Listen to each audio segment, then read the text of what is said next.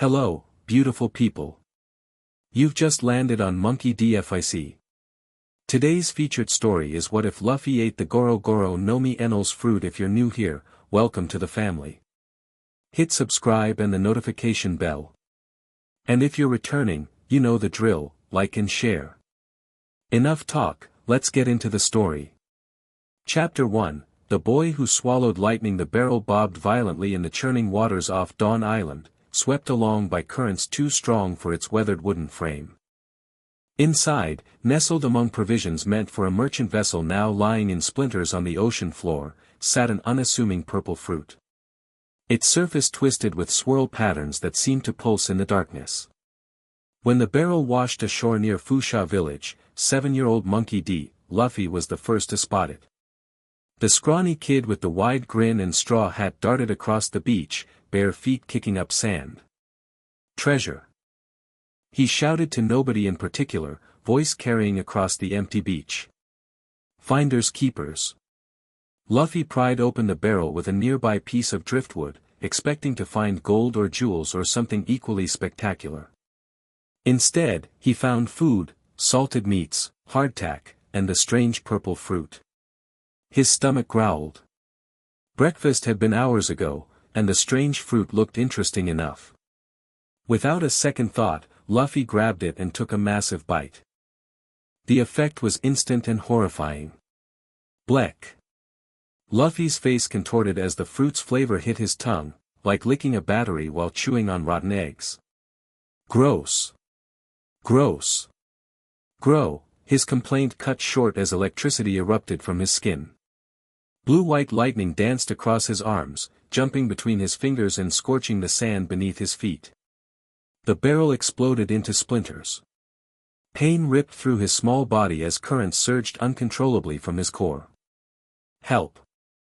He screamed, voice distorting with electric crackles. Someone help!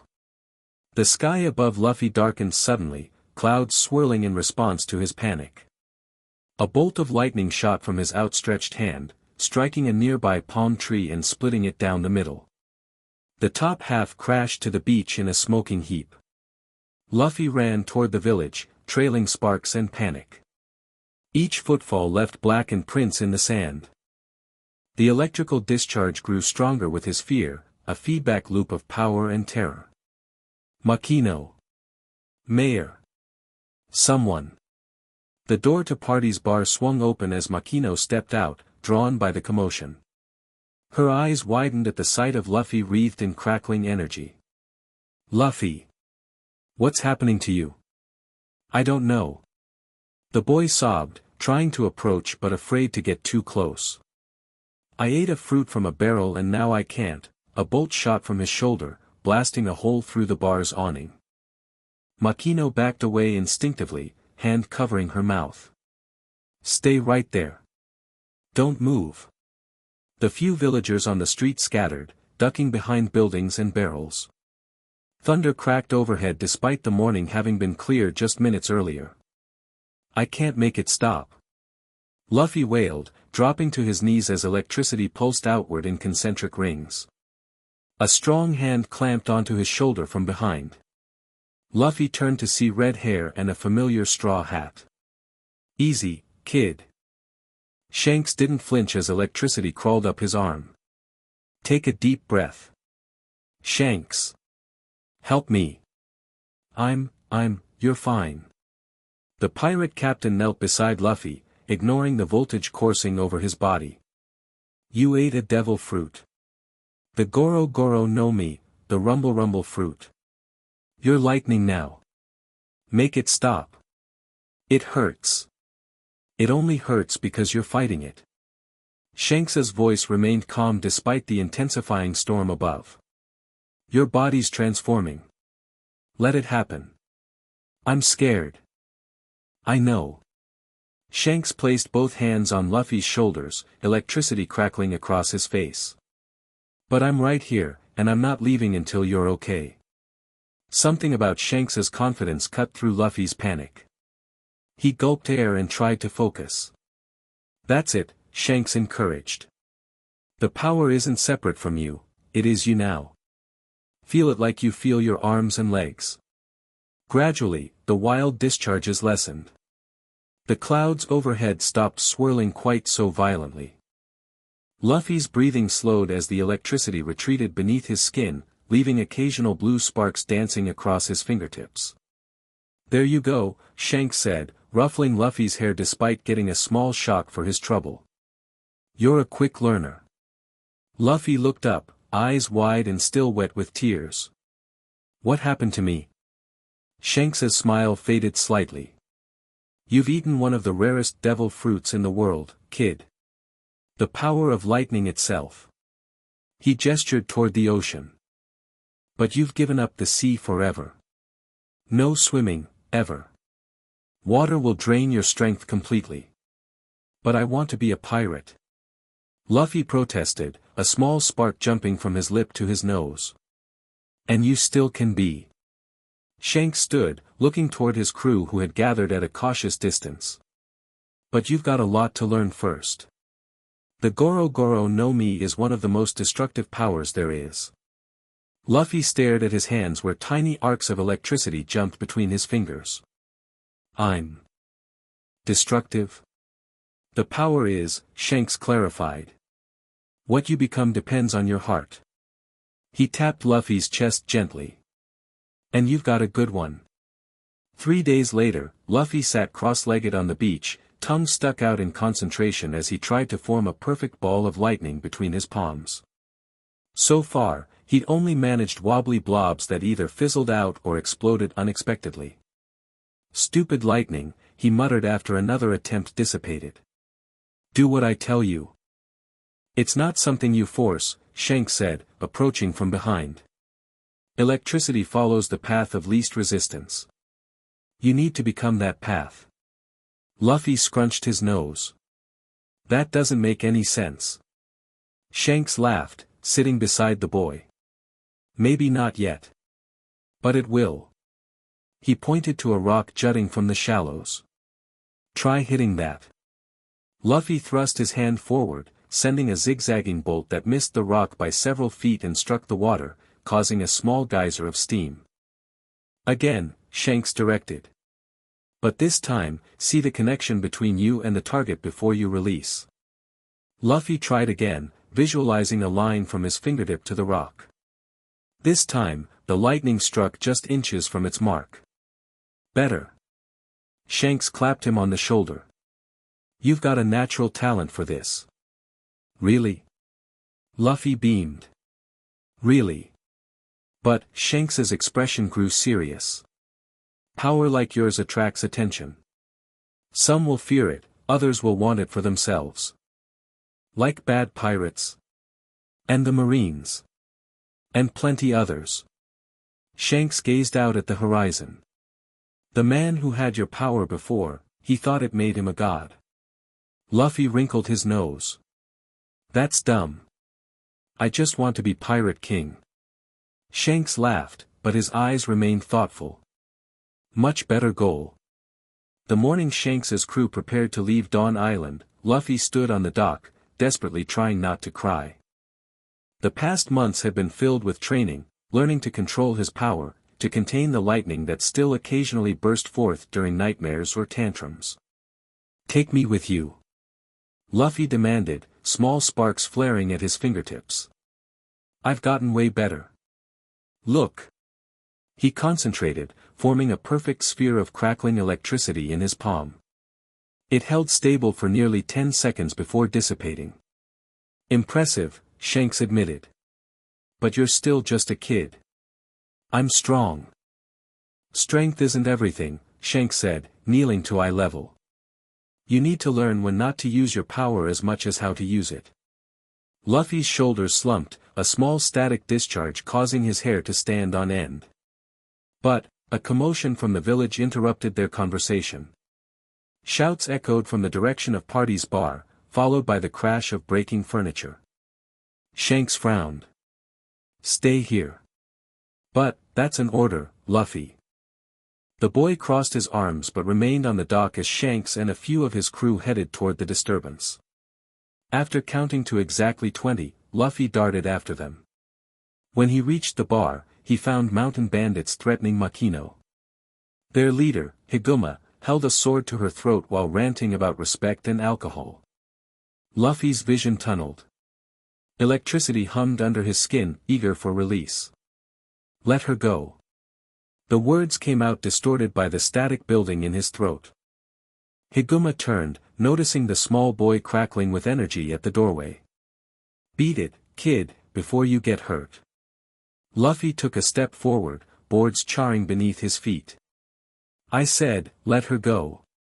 The bandits laughed, but their smiles faltered as the light fixtures overhead began to flicker. Luffy, no. Makino pleaded. Just run. But it was too late. Rage and fear collided inside Luffy, unleashing what he'd spent months trying to control. A blast of electricity shot from his body in all directions, shattering bottles and scorching walls. Two bandits dropped immediately, bodies twitching from the shock. Higuma shoved Makino aside and lunged at Luffy with his sword. The blade passed straight through the boy's shoulder in a shower of sparks as Luffy's body instinctively transformed into pure lightning. Devil fruit, one bandit screamed, scrambling for the door. Luffy stood frozen, staring at his flickering arm where the sword had passed through. He hadn't known he could do that. The discovery distracted him just long enough for Higuma to grab a wooden chair and swing it hard against Luffy's head. Unlike the sword, the non-conductive wood connected solidly, sending Luffy sprawling. Before he could recover, Higuma was dragging him outside by his shirt collar. I don't know what kind of freak you are, the bandit snarled, but I know how to deal with devil fruit users. He hauled Luffy toward the harbor, where a small boat waited. Luffy struggled, but each attempt to generate lightning left him weaker. The connection he'd been practicing with Shanks seemed impossibly distant now. The sea will finish you, Higuma declared, flinging Luffy into a boat and shoving off from the dock. Everyone knows devil fruit users sink like hammers. Luffy tried to stand, but the gentle rocking of the boat already made him queasy. His powers flickered weakly at his fingertips, refusing to manifest properly. Higuma laughed, drawing his sword. Can't shock me out here, can you? Pathetic. A massive shape broke the water beside their boat. A sea king, enormous and serpentine, rose above them, jaws open wide. Higuma barely had time to scream before being swallowed in a single gulp. The monster turned toward Luffy next, red eyes fixed on the small boy frozen in terror. As it lunged, a flash of movement intercepted it, Shanks, diving between Luffy and certain death. What happened next would burn into Luffy's memory forever. The Sea King bit down, but instead of tearing through flesh, its teeth connected with Luffy's lightning-transformed body. Shanks had grabbed him at the last second, pulling him clear while taking the hit himself. The Sea King convulsed as electricity coursed through its body from contact with Luffy, then sank beneath the waves, stunned or dead. The boat capsized from the commotion, plunging both Luffy and Shanks into the sea. Instantly, Luffy felt his strength vanish. His limbs became lead weights as the water nullified his devil fruit abilities. He couldn't move, couldn't breathe, couldn't even cry out as he began to sink. A strong arm wrapped around his waist, pulling him upward. Shanks, swimming one-armed toward the surface, determination etched into his features despite the blood clouding the water around them.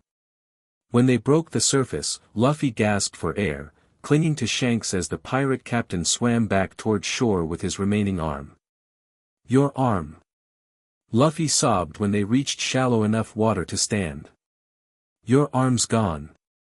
Shanks smiled despite the grievous wound where his left arm had been. It's just an arm. I've got another. He ruffled Luffy's wet hair. What matters is you're safe. But. Tears streamed down Luffy's face, mixing with seawater. For once, not a single spark emanated from his skin. Listen to me, Luffy. Shanks's voice grew serious. Power like yours, it's a responsibility. You could have killed everyone in that bar today. Luffy hung his head, shame washing over him. I just wanted to save Makino. I know. Your heart was in the right place. Shanks nodded toward the straw hat still somehow clinging to Luffy's head. Keep that hat safe for me, would you? Return it when you've become a great pirate. Luffy's hands shot up to the hat, eyes widening. Your hat. But it's your treasure. That's why I know you'll take good care of it. Shanks smiled. And maybe it'll help remind you that having the power of lightning doesn't make you invincible. It doesn't make you a god. What makes you special is in here. He tapped Luffy's chest gently. Luffy nodded solemnly, fresh tears welling. I promise. 10 years passed in a blur of training, growth, and increasingly impressive, and destructive, displays of Luffy's lightning abilities. The morning of his 17th birthday, Luffy stood at the edge of Dawn Island, a small boat packed with provisions behind him. The villagers gathered to see him off, keeping a respectful distance. Years of accidental shocks had taught them caution. Are you sure about this, Luffy? Mayor Whoop Slap adjusted his glasses nervously. The sea isn't kind to devil fruit users, especially one as explosive as you. Luffy grinned, electricity dancing between his teeth as it often did when he was excited. I've been ready forever. It's time to become king of the pirates. Makino stepped forward, braver than most after years of helping Luffy through power surges and nightmares. She handed him a packed lunch. Be careful out there. Thanks, Makino. Luffy took the package, carefully modulating the electricity in his hands so it wouldn't cook the food prematurely. That particular control had taken years to master. With a final wave, Luffy hopped into his boat and pushed off from shore. The small vessel bobbed in the calm waters of the harbor as he unfurled the sail, catching the morning breeze. Wish me luck, he called back to the shrinking figures on shore. Next time you hear about me, I'll have the best crew in the world. As if celebrating his declaration, a bolt of lightning split the clear sky above him, followed by a distant rumble of thunder. The villagers exchanged knowing glances. Weather had always responded to Luffy's stronger emotions, something the boy himself barely noticed anymore. Luffy sailed toward the horizon, humming happily and occasionally zapping small fish that swam too close to his boat. His adventure had finally begun. The Sea King appeared on Luffy's second day at sea, rising from the depths with jaws wide enough to swallow his boat whole. Instead of panicking, Luffy stood up, grinning at the challenge. Perfect timing. I was getting bored. He thrust both hands forward, releasing a concentrated blast of lightning that struck the creature square between its eyes. The Sea King thrashed, its massive body convulsing as electricity coursed through it. After a moment, it sank beneath the waves, stunned but alive. Too easy, Luffy laughed, dropping back into a seated position. I need real opponents. As if answering his wish, dark clouds appeared on the horizon. Not his doing this time, a genuine storm moving in fast. Luffy frowned, considering his options. Storms weren't dangerous to him directly, lightning was hardly a threat, but his tiny boat was another matter. He spotted a whirlpool forming in his path, swirling ominously. Even from a distance, Luffy could tell it was too powerful to navigate around with his limited sailing skills. Well, that's not good. Thinking quickly, he spotted a barrel among his provisions.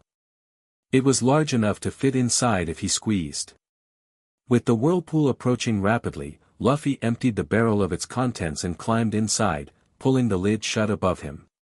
This'll work, he assured himself as the barrel was caught in the whirlpool's pull. Probably.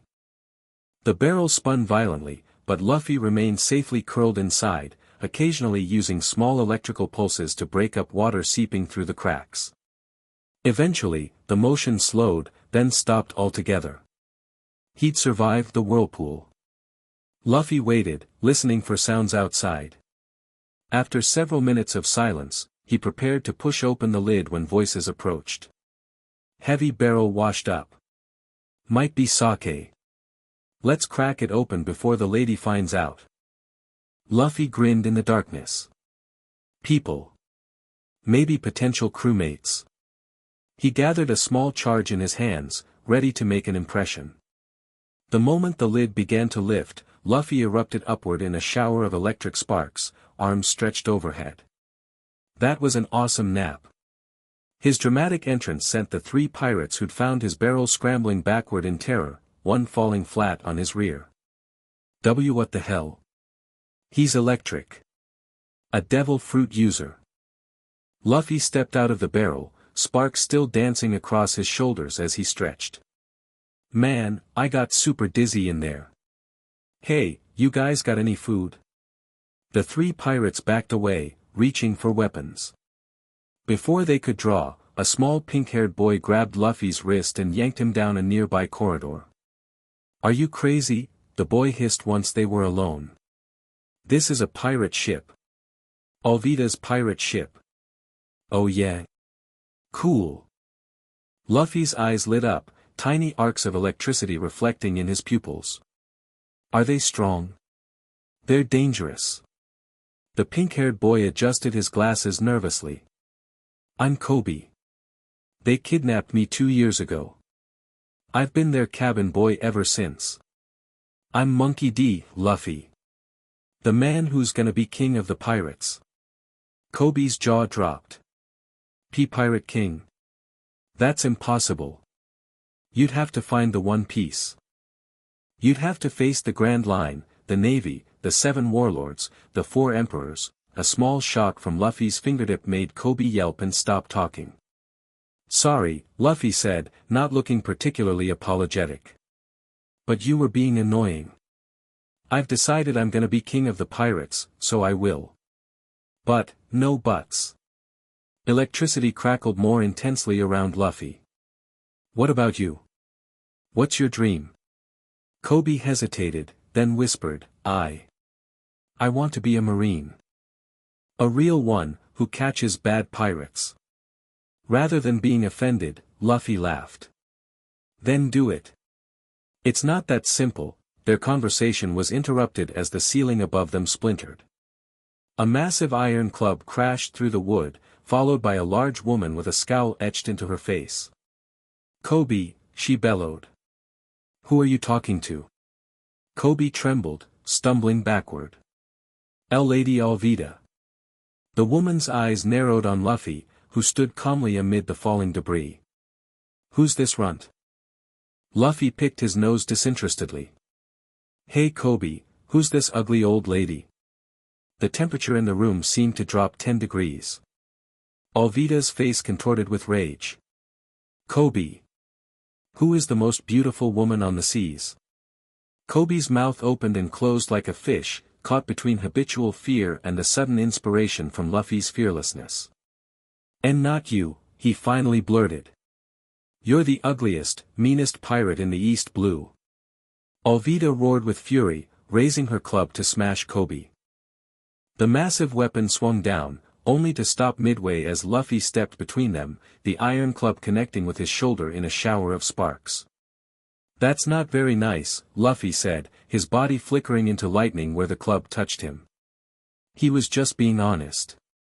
Electricity surged from Luffy's body, traveling up the metal club and into Alvida's arms. She shrieked, muscles convulsing as she dropped her weapon and staggered backward. Devil fruit, she gasped. Yep. Luffy grinned, holding up a crackling fist. I ate the Goro Goro no Mi. I'm a lightning human. Alvida's eyes widened with genuine fear. Even in the East Blue, the reputation of the Rumble fruit was legendary. You're bluffing. That fruit belongs to God Enel in Skypiea. Dunno who that is, Luffy shrugged, but the lightning's definitely mine now. To prove his point, he sent a bolt from his fingertip to a nearby barrel, blasting it into smoldering pieces. The demonstration was enough. Alvida backed away, signaling to her crew. Everyone clear the deck. Give him a boat. Let him leave. Luffy blinked, surprised by the sudden surrender. Really? That's it? Kobe stared in amazement. The Rumble fruit, it's said to be invincible. Nothing's invincible, Luffy said, but he was grinning at how easy this had been. "Hey, ugly lady. I'm taking Kobe with me. He's gonna be a Marine, so we're dropping him off at the nearest base." Alvida, still keeping her distance, nodded quickly. "Take him. Just go." Minutes later, Luffy and Kobe were sailing away in a small boat provided by the terrified pirates. Kobe couldn't stop staring at Luffy, who was happily munching on provisions they'd been given. "You really have the Goro Goro no Mi," Kobe said for the 5th time. "One of the strongest devil fruits in the world." "It's pretty cool," Luffy agreed between bites. "But strength is strength. What matters is how you use it." Kobe pushed his glasses up. "The nearest Marine base is at Shell's Town. We can head there, but..." He hesitated. "There are rumors about the Marine captain stationed there. Captain Morgan. They say he's corrupt and rules the island like a dictator." Luffy perked up. "Sounds interesting. Let's check it out." "You don't understand," Kobe pressed. "He's dangerous. So am I." Electricity danced between Luffy's fingers as he grinned. "Besides, if he's a bad Marine, maybe you can show them what a good one looks like." Shell's Town appeared peaceful enough as their small boat docked in the harbor. The streets were clean, the buildings well maintained. But Luffy immediately noticed the tension in the air, the way civilians flinched at the mention of the Marine base, how they hurried along with eyes downcast. "Something's definitely wrong here," Luffy observed as they walked toward the Marine compound on the hill overlooking the town. "Keep your voice down," Kobe whispered. "And try not to, you know." He gestured at Luffy's body, which occasionally emitted small sparks when he got excited. Yeah. Luffy adjusted his straw hat. "I've got control." They paused outside a small restaurant, Luffy's stomach growling audibly. Food first, Marines later. Inside, they ordered heaping plates of food, or rather, Luffy ordered while Kobe fretted about their limited funds. As they ate, Kobe brought up another rumor he'd heard. "They say Captain Morgan has this terrifying enforcer. Roronoa Zoro, the pirate hunter. He's supposedly being held prisoner at the base now, but he's a demon in human form." At the name Zoro, the other patrons gasped and pulled away from Luffy and Kobe's table. The restaurant fell silent. "Guess that name's taboo too," Luffy observed, shoveling more food into his mouth. "This Zoro guy sounds cool. I should recruit him for my crew." "Are you insane?" Kobe choked on his water. "He's a vicious criminal. If Morgan's as bad as you say, maybe Zoro had good reasons for whatever he did," Luffy countered. "I need strong people on my crew. Let's go see him." After finishing their meal, and nearly depleting their funds, they headed to the Marine base. The atmosphere grew even tenser as they approached the high walls surrounding the compound. "There he is," Luffy exclaimed, spotting a figure tied to a post in the courtyard. Roronoa Zoro was bound to a wooden cross under the blistering sun. His green hair was matted with sweat and blood, his body showing signs of beatings and exposure. Despite his condition, his eyes remained fierce, glaring at Luffy and Kobe as they peered over the wall. "Get lost," Zoro growled. "Unless you want to die." Luffy studied the swordsman with interest. "You don't look like a demon. Just a regular guy in trouble." "I'm not in trouble," Zoro spat. "This is a test of endurance." Kobe tugged at Luffy's vest. "We should go. Captain Morgan will." "Hey! You there!" A young girl's voice interrupted them. A small child approached the wall from inside the compound, carrying a bundle.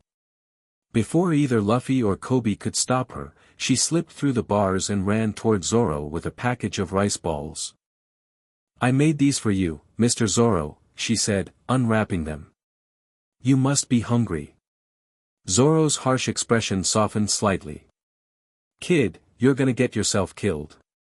Get out of here. But you haven't eaten in days." The touching scene was interrupted by the arrival of a blond man in an expensive suit, flanked by marine soldiers. The man, clearly the captain's son, Helmeppo, based on his self-important strut, sneered at the girl's offering. "What's this? Helping a prisoner is treason." He snatched a rice ball from her hands and took a bite, immediately spitting it out. "Sweet. You made them with sugar instead of salt. Disgusting." He stomped the rice balls into the dirt despite the girl's tears. When she protested, he ordered a marine to throw her over the wall. The soldier, looking conflicted, picked her up gently. "Curl into a ball," he whispered to her before tossing her over. Luffy moved with lightning speed, literally. His body transformed into a crackling current that intercepted the girl midair and carried her safely to the ground. Kobe stared in amazement as Luffy rematerialized, setting the shocked child down gently. "You okay?" Luffy asked, small sparks still dancing across his skin. The girl nodded mutely, too stunned to speak. Inside the compound, Helmeppo was ranting at Zoro. 19 more days. If you survive, I'll honor our agreement and let you go. Though I doubt you'll last another week." He laughed as he walked away, the marines following reluctantly. Luffy, having heard everything, hopped over the wall once Helmeppo was gone. He approached Zoro directly, ignoring Kobe's frantic whispers to come back. "So you're the famous pirate hunter," Luffy said, standing before the bound man. "Want to join my pirate crew?" Zoro stared at him like he'd grown a second head. "What?" "I'm putting together the best crew in the world," Luffy explained matter-of-factly. "And you look strong. Did you miss the part where I hunt pirates?" Zoro's voice dripped with sarcasm. "Details, details." Luffy waved dismissively. "What's this agreement the weirdo mentioned?" Zoro hesitated, then sighed. "That brat's dog was terrorizing the town. I killed it when it attacked the little girl. Helmeppo was going to execute her and her mother for disrespecting his pet, so I made a deal. If I survive tied here for a month without food, he'll let them go free and release me too." "And you trust him?" Luffy raised an eyebrow. "I have no choice," Zoro said grimly. "Now beat it. You're annoying me." Luffy noticed 3 swords leaning against a nearby wall. "Those yours?" Zoro nodded. "They took them when they tied me up." "I'll get them for you," Luffy decided. "If I bring your swords, you have to join my crew. You can't just decide that on your own." Zoro shouted, but Luffy was already walking toward the main building. "Watch me." Kobe finally worked up the courage to climb over the wall, running to Luffy's side. "This is crazy. You can't just walk into a marine base." "Sure I can." Electricity crackled around Luffy's body as he grinned. "I'm pretty persuasive." As they approached the main building, they witnessed Marines raising a massive stone statue of Captain Morgan onto the roof, a grandiose monument to the man's ego. Morgan himself supervised, shouting threats at any Marine who seemed to be working too slowly. The captain was a huge man with an axe for a right hand, steel jaw, and cold eyes that surveyed his subordinates with contempt. When one young Marine accidentally damaged the statue's arm, Morgan's response was immediate and brutal. "You damaged my statue. That's treason." He swung his axe hand, barely missing the terrified Marine who dropped to the ground. "Execute him." The other Marines hesitated, looking uncomfortable with the order. "That's him," Kobe whispered. "Captain Axehand Morgan." "What a jerk," Luffy observed loudly, too loudly. Morgan's head snapped in their direction. "Who said that?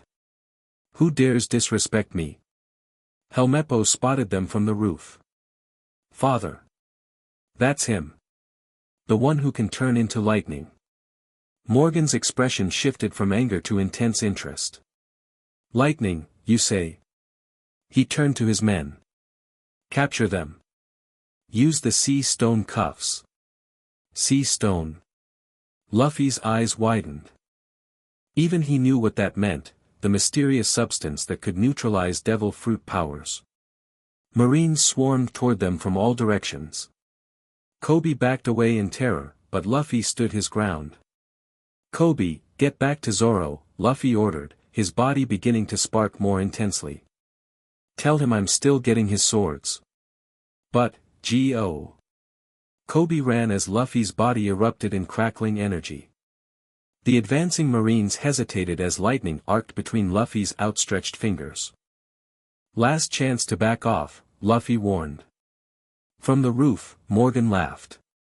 "You think we haven't dealt with devil fruit users before, boy?" "Fire." Several Marines raised rifles and fired. The bullets passed harmlessly through Luffy's lightning form, striking the ground behind him. "That tickled," Luffy grinned. He pointed at the roof where Morgan stood. "Let me show you something cool." A massive bolt of lightning shot from Luffy's hand, striking the stone statue beside Morgan. The monument exploded into fragments, sending Marines diving for cover as stone shrapnel rained down. Morgan's face contorted with rage. "My statue! Kill him!" Luffy took advantage of the chaos to dash into the building. Inside, he found himself in an empty corridor. Now, where would they keep swords? He moved from room to room, leaving minor electrical burns on door handles as he searched. Finally, he found Helmeppo cowering in an office. "You!" The blonde man shrieked when Luffy entered. "Stay back!" Luffy grabbed him by the collar, small shocks making Helmeppo's hair stand on end. "Where are Zoro's swords?" In my room." Helmeppo stammered. "Don't hurt me." "Take me there," Luffy demanded, dragging the whimpering man into the hallway. Outside in the courtyard, Kobe had returned to Zoro and was trying to untie him. "What are you doing?" Zoro demanded. "Saving you." Kobe fumbled with the ropes. "Morgan never intended to honor your agreement. Helmeppo was bragging in town about executing you tomorrow." Zoro's eyes widened. "That rat." "Luffy was right about him," Kobe continued, struggling with the knots. "He's going to get your swords, and we're all getting out of here." "Who is this Luffy guy anyway?" Zoro asked as the first rope loosened. As if on cue, a massive explosion rocked the main building, and lightning flashed from several windows. Marines began pouring out of the entrance, some with singed uniforms. "That would be him," Kobe said weakly. Inside, Luffy had found Helmeppo's room, a garishly decorated chamber filled with expensive furniture and self-portraits. 3 swords leaned against one wall. "These them?" Luffy asked, still gripping Helmeppo's collar. "Yes." "Now let me go." Luffy gathered the swords and headed for the window, dragging Helmeppo along. "Thanks for your help." "Wait. What are you doing?" "Taking a shortcut." Luffy grinned, electricity surging through his body as he leaped from the third-story window, transforming partially into lightning as he fell. The discharge cushioned their landing, though Helmeppo still collapsed in a twitching heap upon impact. Luffy sprinted toward Zoro, who was now partially untied thanks to Kobe's efforts. But their escape was blocked as Morgan and a squad of Marines encircled them, weapons drawn. "So," Morgan growled, "not just any devil fruit user. The Goro Goro no Mi." His eyes gleamed with malice and greed. "Do you know what the government would pay for someone with that power?" "Don't care," Luffy replied, dropping the swords at Zoro's feet. "Here you go. Now you have to join my crew. This is hardly the time." Zoro snapped as Kobe frantically worked on the last rope. Morgan raised his axe hand. "Men. On my command, fire. Aim for the boy without the devil fruit first." Kobe froze, terror washing over his face as rifles turned toward him. "That's playing dirty," Luffy growled, electricity intensifying around him. "That strategy," Morgan countered. "Devil fruit users have one weakness besides water, they care too much about normal humans. Fire! No! Luffy shouted, lunging forward. Time seemed to slow. The rifles discharged. Kobe closed his eyes, preparing for death. But the bullets never reached him. Zoro, somehow free from his bonds at the last second, stood before Kobe with all three swords drawn, one in each hand and one clenched between his teeth. With impossible speed, he had deflected every bullet.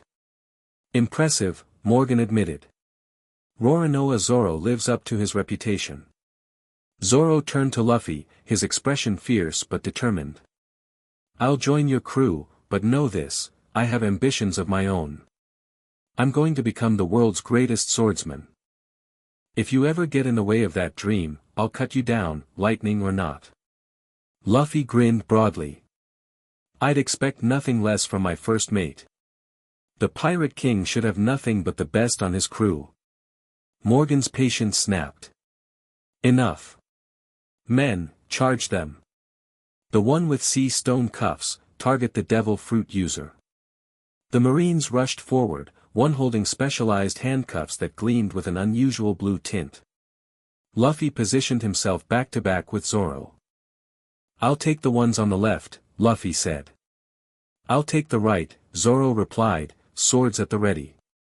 The Marine with sea stone cuffs lunged at Luffy, who dodged with remarkable agility. While he could transform into lightning, Luffy had learned early that relying solely on intangibility was dangerous, especially when facing prepared opponents. Electric surge. Luffy called out, slamming his palm into the ground. A wave of electricity radiated outward, shocking several Marines into unconsciousness without being lethal. Meanwhile, Zoro moved like a demon, his three-sword style cutting down Marine after Marine, careful to use the blunt sides of his blades. These were misguided men following corrupt orders, not enemies deserving death. Morgan, seeing his men falling, charged directly at Luffy. I'll take you myself. The captain swung his massive axe. Luffy ducked underneath, coming up with an electrically charged fist. Lightning strike. His punch connected with Morgan's chest, sending thousands of volts through the man's body. The captain staggered but didn't fall, his boots somehow insulating him partially from the shock. Sea stone lined, Morgan grinned, tapping his boots. We Marines come prepared for freaks like you. He swung again, faster than Luffy anticipated. The axe caught Luffy's shoulder before he could transform, drawing blood. Luffy winced but countered with another punch, this one to Morgan's jaw. The electricity connected with Morgan's metal jaw replacement, conducting directly into his skull. This time, the captain dropped to one knee, dazed. Surrender, Luffy demanded. You're no Marine. Real Marines protect people. Morgan's response was a desperate lunge with his axe hand. Luffy sidestepped easily and grabbed the metal appendage. With a surge of concentrated electricity, he melted the axe where it connected to Morgan's arm, causing the weapon to drop uselessly to the ground. My axe! Morgan bellowed in pain and outrage. That was your last chance, Luffy said, his voice uncharacteristically serious. He drew back his fist, charging it with crackling energy. Thunderclap. The electrified punch struck Morgan square in the face, launching him backward into the compound wall with enough force to crater the stone. The captain slumped, unconscious. The remaining Marines stared in shock at their fallen leader. One by one, they lowered their weapons. Captain Morgan's reign is over, one Marine said, relief evident in his voice. He was going to execute one of our own for damaging a statue, another added. Luffy let the electricity fade from his skin as he turned to Zoro and Kobe. See? Not all Marines are bad. Kobe's eyes shone with renewed determination. They just need good leadership. A slow clap echoed across the now quiet courtyard. A tall figure emerged from the shadows of the compound entrance, a man in a distinctive purple suit with wavy dark hair and tinted glasses. He carried a cane despite showing no signs of needing one. Very impressive, the newcomer said, his voice smooth and controlled. The infamous Goro Goro no Mi, wielded by a rookie with a straw hat. How interesting. Luffy tensed immediately, electricity automatically crackling to life around him. Who are you? The Marine straightened, suddenly alert. Captain Renzo. The man, Renzo, continued walking calmly toward them, seemingly unconcerned by Luffy's electrical display. I've been observing Captain Morgan's activities for some time. Marine headquarters had concerns. His eyes fixed on Luffy. I didn't expect to find something far more interesting than a corrupt captain. Zoro stepped forward, swords ready. Another Marine. A special investigator, Renzo clarified. With particular interest in devil fruit users. His cane tapped against the ground as he circled Luffy, studying him. Especially those with powers that destroyed my hometown and family 15 years ago. Luffy's eyes widened. What? The previous user of the Goro Goro no Mi, Renzo continued, his calm demeanor slipping slightly to reveal underlying rage. A pirate who thought himself a god, who called down lightning on any island that refused to worship him. He stopped directly in front of Luffy. I've spent my career developing ways to hunt devil fruit users. Especially lightning users. I'm not whoever that was, Luffy said, standing his ground despite the ominous aura Renzo projected. No, Renzo agreed. You're young. Unrefined. Undisciplined. A small smile played at his lips. Perfect for study before you become truly dangerous. In a blindingly fast movement, Renzo's cane separated, revealing a hidden blade coated in a blue substance. He lunged, aiming for Luffy's chest. Luffy tried to transform into lightning, but the blade grazed his arm, and where it touched, his power faltered. Sea stone. Lightning human, meet sea stone steel, Renzo said. Your elemental form means nothing if I can touch even a part of you with this. Luffy jumped backward, clutching his arm where the sea stone had temporarily nullified his abilities. Zoro moved to attack, but Renzo produced a small pellet from his pocket and threw it to the ground. Thick smoke erupted, obscuring everyone's vision. When it cleared, Renzo was gone. Who the hell was that? Zoro demanded, scanning the area. One of the Marines stepped forward nervously. Captain Renzo, specialist in devil fruit user capture and containment. He's been hunting powerful users for years. Luffy touched his arm where the sea stone had connected, feeling his powers returning now that the contact was broken. Great. Another weirdo after my fruit. He's dangerous, the Marine warned. He doesn't just want to capture you, he wants to understand how to permanently neutralize powers like yours. Kobe looked worried. Luffy, maybe we should, it doesn't change anything, Luffy interrupted, adjusting his straw hat with determination. I'm still going to be king of the pirates. Now I just have an extra opponent to beat along the way. The Marines, seemingly relieved to be free of Morgan's tyranny, provided medical attention to Zoro and fresh supplies for their journey. As they prepared to depart, Kobe approached Luffy one last time. I'm staying, he announced. I told them everything, how I was forced onto a pirate ship, how I always wanted to be a Marine. They're willing to give me a chance. Luffy grinned. That's perfect. Chase your dream, Kobe. But. Kobe hesitated. What about Captain Renzo? He's clearly targeting you specifically. Let him try, Luffy said confidently. I'm not afraid of him or his fancy cane. Zoro, now bandaged and fed, joined them at the harbor. We should get moving. That Renzo guy won't stay gone for long. As they prepared to set sail, the Marine who had spoken earlier approached them with a warning. Be careful on the seas. Captain Renzo isn't the only one who'll be interested in the Goro Goro no Mi. There are rumors of a pirate in the Grand Line, Kaiser, who collects devil fruit users for his crew. Sounds like someone I'll have to beat eventually, Luffy shrugged. Their small boat pushed off from the harbor, Luffy and Zoro watching as Shell's town grew smaller behind them. Kobe stood on the dock, saluting until they were specks on the horizon. "So," Zoro said once they were well underway, "lightning powers, huh? That's going to make things interesting." Luffy grinned, electricity dancing between his fingers. "This is just the beginning. Next, we need a navigator. Someone who really understands the sea. And where do we find that?"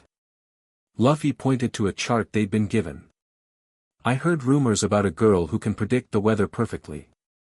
She works with some pirates near Orange Town. Weather prediction would pair well with your lightning," Zoro observed. "Exactly." Luffy's excitement caused small sparks to jump from his hat. "My perfect navigator is waiting for us." As their boat sailed toward the horizon, dark clouds began forming in their wake, not from Luffy's powers this time, but a natural weather pattern. The winds picked up, pushing them faster toward their next adventure. "Looks like a storm's coming," Zoro noted.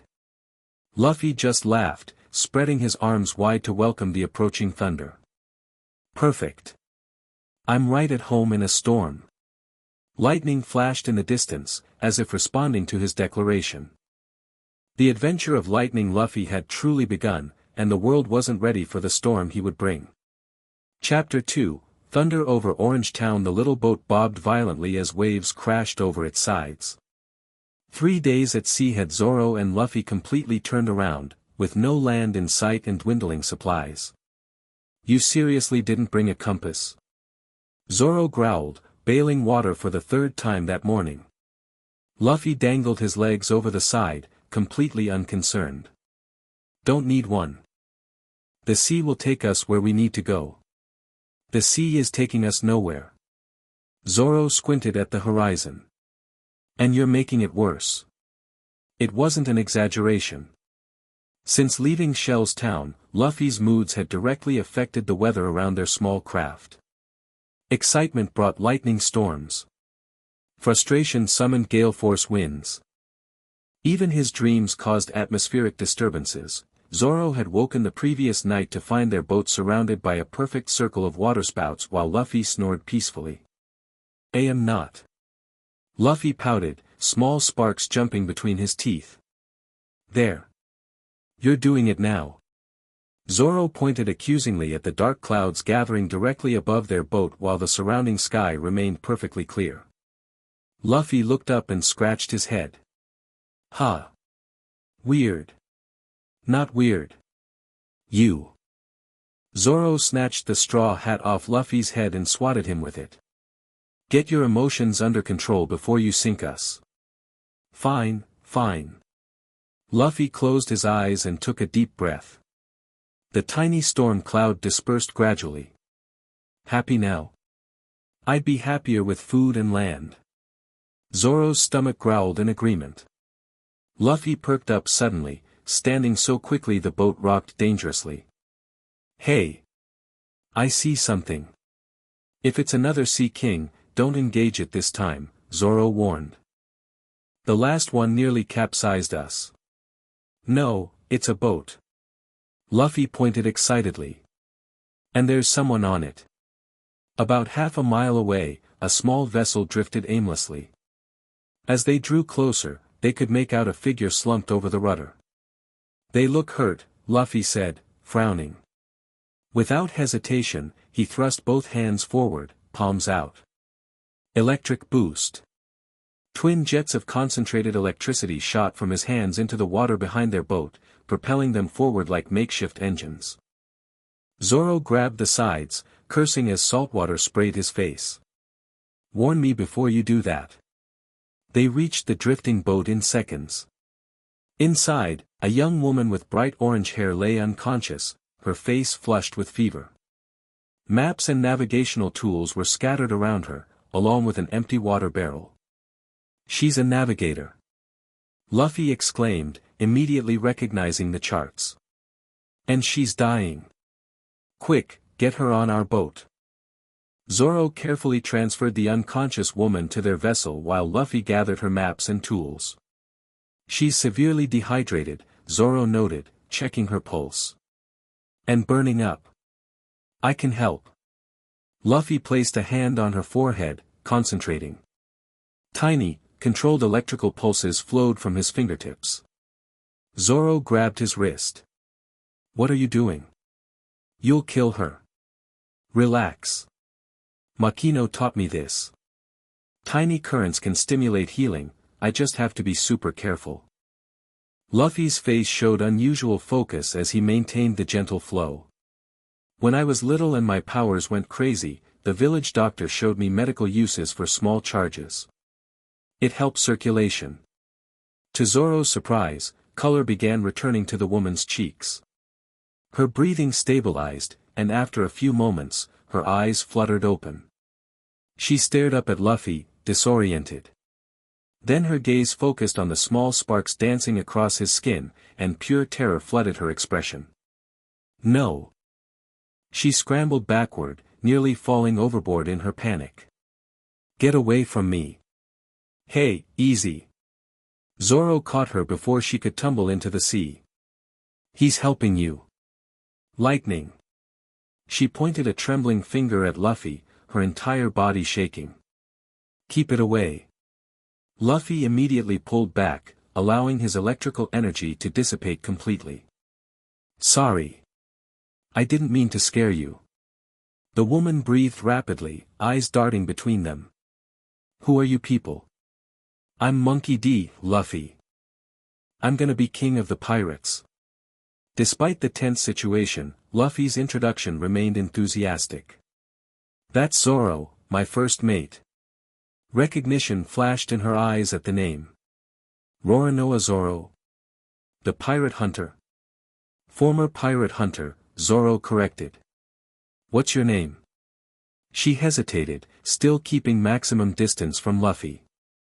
Nami. I'm a thief who specializes in stealing from pirates. Luffy brightened. Perfect. Join my crew. Are you insane? Nami gestured wildly at his barely contained electrical aura. I'm not joining a crew with whatever you are. I ate the Goro Goro no Mi, Luffy explained casually. I'm a lightning human. Nami's face drained of what little color had returned. For a moment, it seemed she might faint again. Instead, she took a deep, shuddering breath and mastered herself. Of course, she muttered. Of all the boats to find me, it had to be one with a human thunderstorm. Zoro handed her their last water flask. What happened to your boat? Nami drank deeply before answering. Ran into buggy pirates' territory. They've blockaded Orange Town up ahead.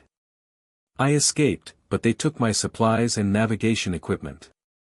She didn't mention that she'd stolen from them first. Buggy? The clown pirate with the Barabara no Mi? Luffy leaned forward with interest. You know him? Heard stories from Shanks. Luffy grinned. Apparently he's got some weird grudge.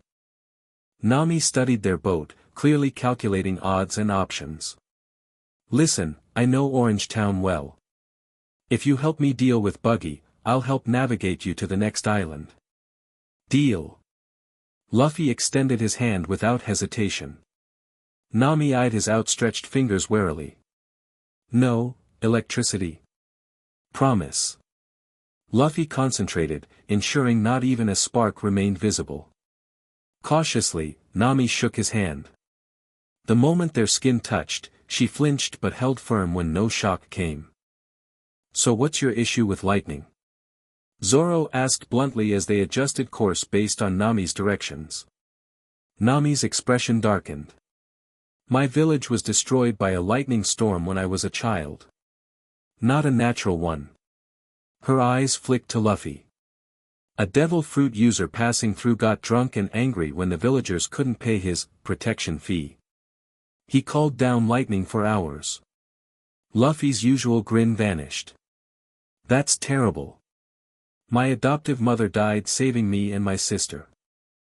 Nami's voice remained steady, but her hands clenched the rudder tightly.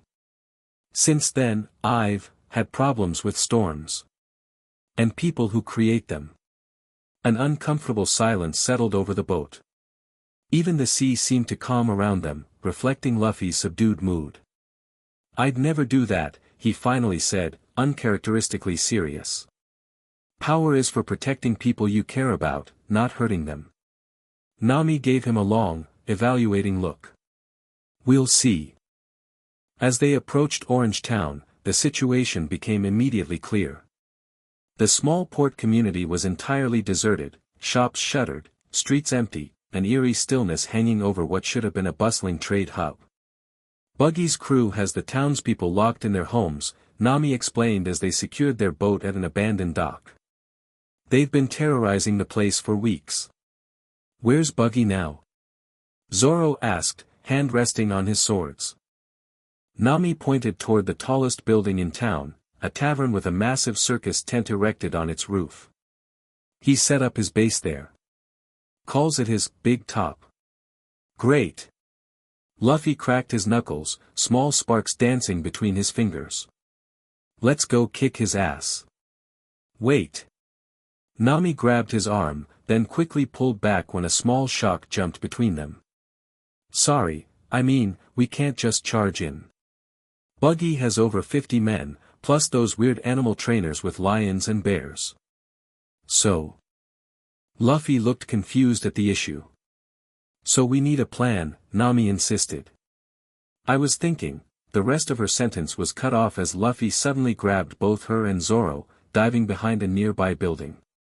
Seconds later, a patrol of Buggy's pirates marched past their previous position. "Still looking for that orange-haired thief," one was saying. "Captain says he'll give 1,000 berries to whoever catches her." "Only 1,000? She stole his treasure map to the Grand Line." Once they passed, Nami turned to Luffy with wide eyes. "How did you know they were coming?" "Felt them," Luffy tapped his temple. "Lightning users can sense electrical impulses in living things. Like how sharks feel movement in water." "Huh." Nami looked impressed despite herself. "That's actually useful.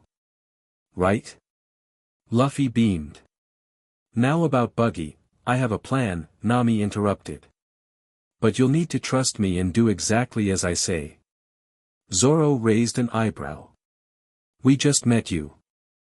"And I just met a man who can call down lightning," Nami countered. "We're all taking risks here." Luffy studied her for a moment, then broke into his characteristic grin. "I like her. Let's hear the plan." Nami explained quickly. She would approach Buggy, claiming to have captured the infamous pirate hunter Zoro. While the clown was distracted, Luffy would infiltrate the big top and retrieve Buggy's treasure and the stolen map. "And what about me actually being captured?" Zoro asked dryly. "You can handle yourself," Nami said with a dismissive wave. "Just break free when the chaos starts." "And when will that be?" Nami looked at Luffy. "When our lightning boy makes his move." The plan started smoothly enough. Nami captured Zoro with fake ropes that would break with a single tug. She presented him to Buggy with a convincing story about wanting to join the clown's crew.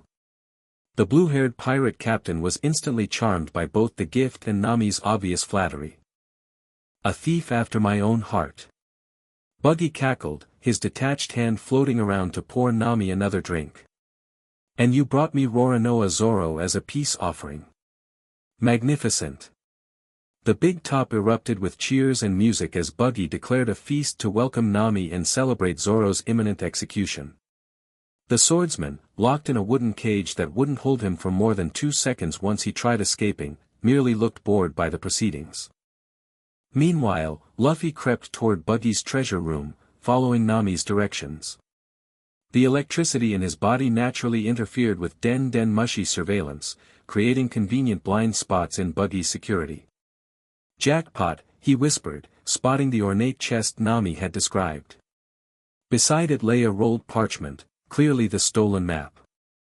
Just as he reached for them, a voice spoke from the shadows. "Interesting. I was told the Goro Goro no Mi was in Skypiea." Luffy whirled around, electricity automatically surging to his fingertips. A man stepped into the moonlight streaming through the window, tall and thin with purple hair styled into 3 distinct points. He wore a fitted black suit with gold embroidery and carried no visible weapons. "Who are you?" Luffy demanded, lightning crackling around his body defensively. "Luther." The man bowed slightly. "Observer for Kaiser of the Magnetic Fields." "Never heard of him." "You will." Luther circled Luffy with clinical interest. "My captain collects rare abilities. The Goro Goro no Mi would be his crowning achievement." Luffy snorted. "I'm not something to collect." "Of course not." Luther's smile never reached his eyes. "You'd be a valued general in his fleet, with more power and wealth than you could imagine." "Not interested." Luffy turned back to the treasure, dismissing the stranger. "I've got my own crew." "Ah yes. A washed-up bounty hunter and a girl who's currently betraying you upstairs." That got Luffy's attention. "What?" "The orange-haired thief.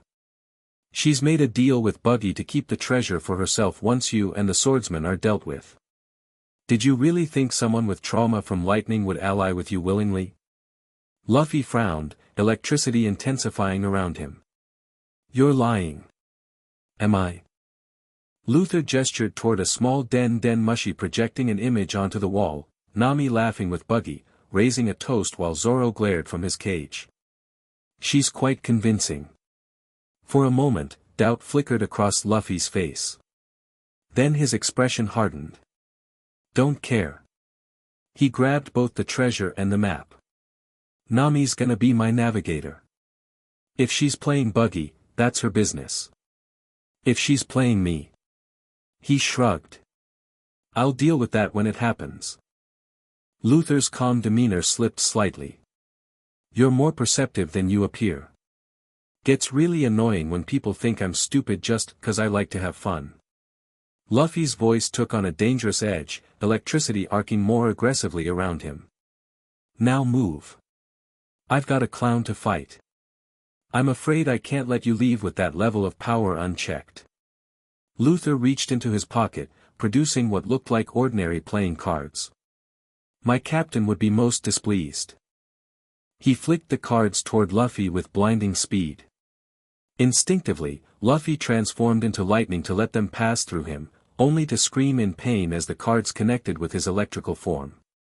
"See stone dust coating," Luther explained calmly as Luffy rematerialized, wincing. "Disrupts devil fruit powers on contact, even in elemental form." Luffy glared, blood trickling from several small cuts. "Neat trick. I have several more." Luther produced another handful of cards. "Care to see?" "Rain check." Luffy slammed his hand against the wooden floor. "Electric surge." The room exploded with electrical energy, with splintering as lightning shot in all directions. Luther dove behind a metal cabinet, but not before one bolt caught his shoulder, sending him crashing into the wall. Luffy didn't wait to see more. Grabbing the treasure and map, he bolted for the window, crashing through glass and wood into the night air outside. On the rooftop above, the party halted at the sound of the explosion. Buggy rushed to the edge, peering down at the electrical display erupting from his treasure room. "What the hell is happening?" Nami saw her opportunity. With everyone distracted, she darted to Zoro's cage, producing a key she'd lifted from a drunk guard. "Time to go," she whispered, unlocking the cage. "Your captain's making a scene." Zoro smirked as the door swung open. "That's putting it mildly." Buggy whirled on them, his face contorted with rage. "Betrayal. After I welcomed you so warmly. What can I say?" Nami shrugged. "I'm a thief with standards. And your hospitality was as fake as your nose." "My nose is real." Buggy bellowed, his body separating into floating pieces. "Bara Bara Festival." His dismembered limbs flew toward Nami and Zoro, hands brandishing daggers. Zoro deflected several attacks with his swords while Nami ducked and weaved with surprising agility. "Any sign of Luffy?" Zoro called, slicing through Buggy's floating hand only for it to reform and attack again. Working on it. Nami spotted a familiar straw hat emerging from the lower level. There. Luffy burst onto the rooftop in a crackling blaze of electricity, treasure chest under one arm and map in hand. His eyes widened at the scene, Buggy in pieces, Zoro fighting, Nami dodging. Cool. He really does come apart. Focus, you idiot. Nami shouted. He's trying to kill us. Buggy's head floated directly in front of Luffy, sneering. Another devil fruit user, eh? This town isn't big enough for two of us. Good thing I'm just passing through. Luffy grinned, electricity intensifying around him. Zoro. Get Nami and the treasure to the boat. Don't order me around, Zoro grumbled, but he grabbed the chest from Luffy and headed for Nami. Buggy's crew moved to intercept them, but froze when Luffy raised his hands overhead. The night sky darkened instantly, clouds swirling above the big top. I wouldn't, Luffy warned, lightning dancing between his fingertips. Unless you want to find out what happens when lightning hits a bunch of guys with metal weapons. The pirates backed away, creating a clear path for Zoro and Nami to escape. Only Buggy remained unintimidated, his floating head laughing maniacally. Lightning, is it? The Goro Goro no Mi. His scattered body parts began reassembling. How delightful. I haven't had a proper devil fruit battle in ages. Luffy cracked his knuckles. Don't blink. You'll miss it. Bara bara, Buggy began, but Luffy didn't let him finish. Lightning strike. A massive bolt shot from Luffy's fist, hitting Buggy square in the chest and sending parts of him flying in all directions. The electricity coursed through his separated pieces, causing them to twitch and spasm uncontrollably. Aakak. Buggy's head screamed as his body parts convulsed. No fair. I wasn't ready. Pirates don't fight fair, Luffy replied, casually strolling toward the floating head. Wait. Buggy's expression shifted to panic. We can make a deal. I've got more treasure hidden below. Don't need it. Luffy reached out and grabbed Buggy's nose between two electrified fingers. Just wanted to check if this is real. Of course it's real. Let go, you bast, Aoag. Electricity surged directly into Buggy's head, rendering him unconscious. His scattered body parts dropped harmlessly to the ground. Luffy dusted off his hands, looking disappointed. That was easy. A slow clap echoed behind him. Luther emerged from the stairwell, his suit singed but his composure intact. Very impressive, the purple-haired man said. Quick and efficient. My captain will be pleased to hear of your progress. Luffy turned, instantly back on guard. Thought I fried you. It takes more than a shock to disable me. Luther adjusted his cuffs. Consider this an evaluation, Straw Hat. Kaiser will be watching your journey with great interest. Tell your captain if he wants my power, he can try taking it himself. Oh, he will. Luther smiled thinly. When you're ready. When you've mastered that fruit's true potential. He backed toward the edge of the roof. Until then, grow stronger. It's no fun collecting weak specimens. Before Luffy could respond, Luther dropped backward off the roof. Luffy rushed to the edge, but the strange man had vanished into the night. The remaining members of Buggy's crew had scattered, leaving the big top deserted except for Buggy's unconscious body parts. Luffy gathered the map that had fallen during the brief fight and headed for the dock where Nami and Zoro waited. You're insane. Nami paced the dock, gesturing wildly at the small boat now loaded with Buggy's treasure. That purple-haired freak knows about your power, which means this Kaiser person is going to come after you, which means trouble for anyone near you. Luffy sat cross-legged on a crate, completely unconcerned. Yep. And you're fine with that? People have been after my power since I was 7, Luffy shrugged. Nothing new. Zoro, who had been examining one of Buggy's daggers he'd confiscated, looked up. The real question is whether you're still planning to help navigate us to the next island. Nami froze mid-pace. I've fulfilled my end of the bargain. I got you the treasure and map. She gestured to the chest. We're even. No way.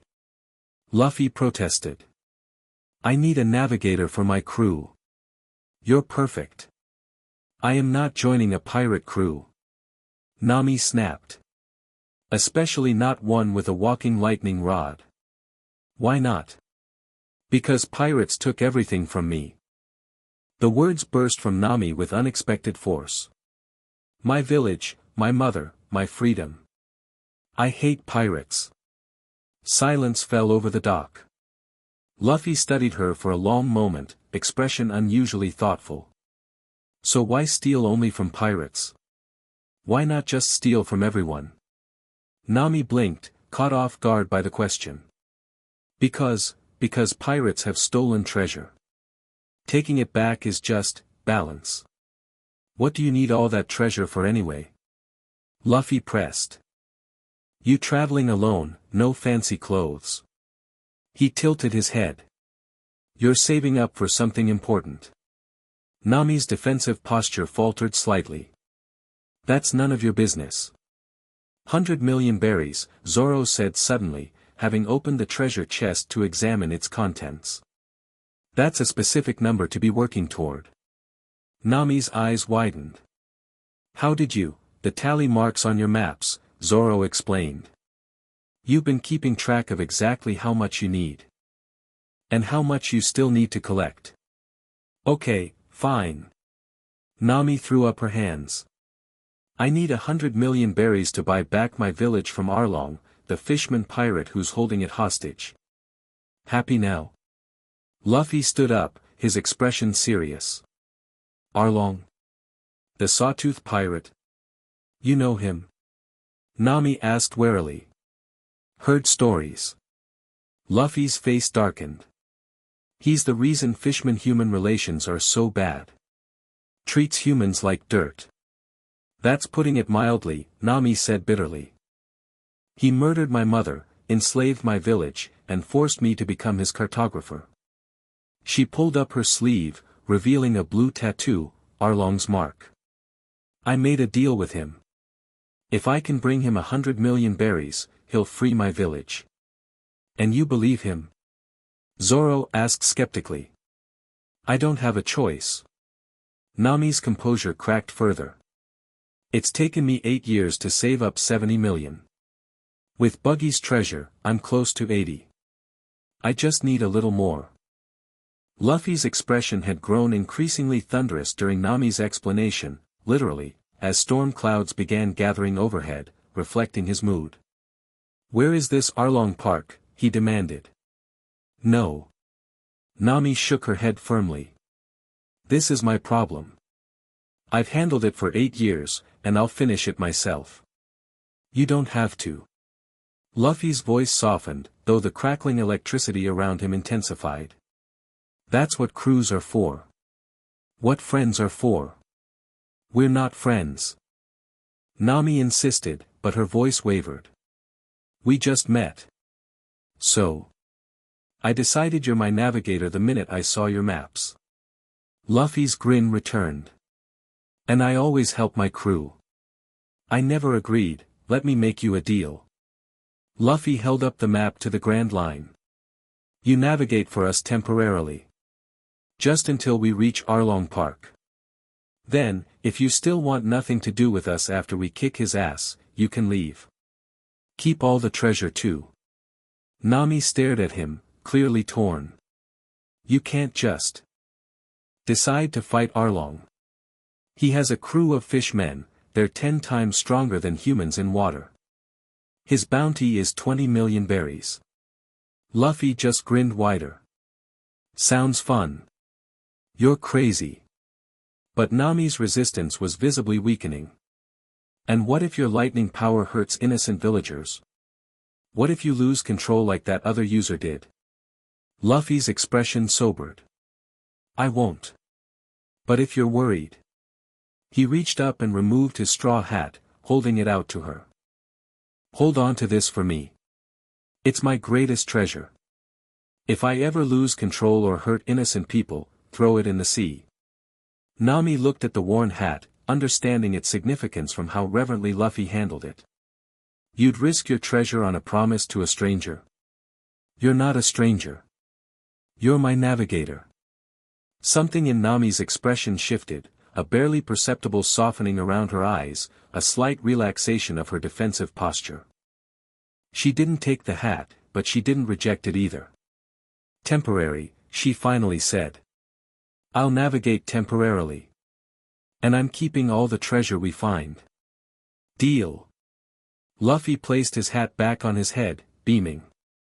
Zoro, who had been silently observing the exchange, shook his head with a mix of exasperation and amusement. Great. Now can we please get off this island before Buggy wakes up or that purple-haired freak comes back with friends?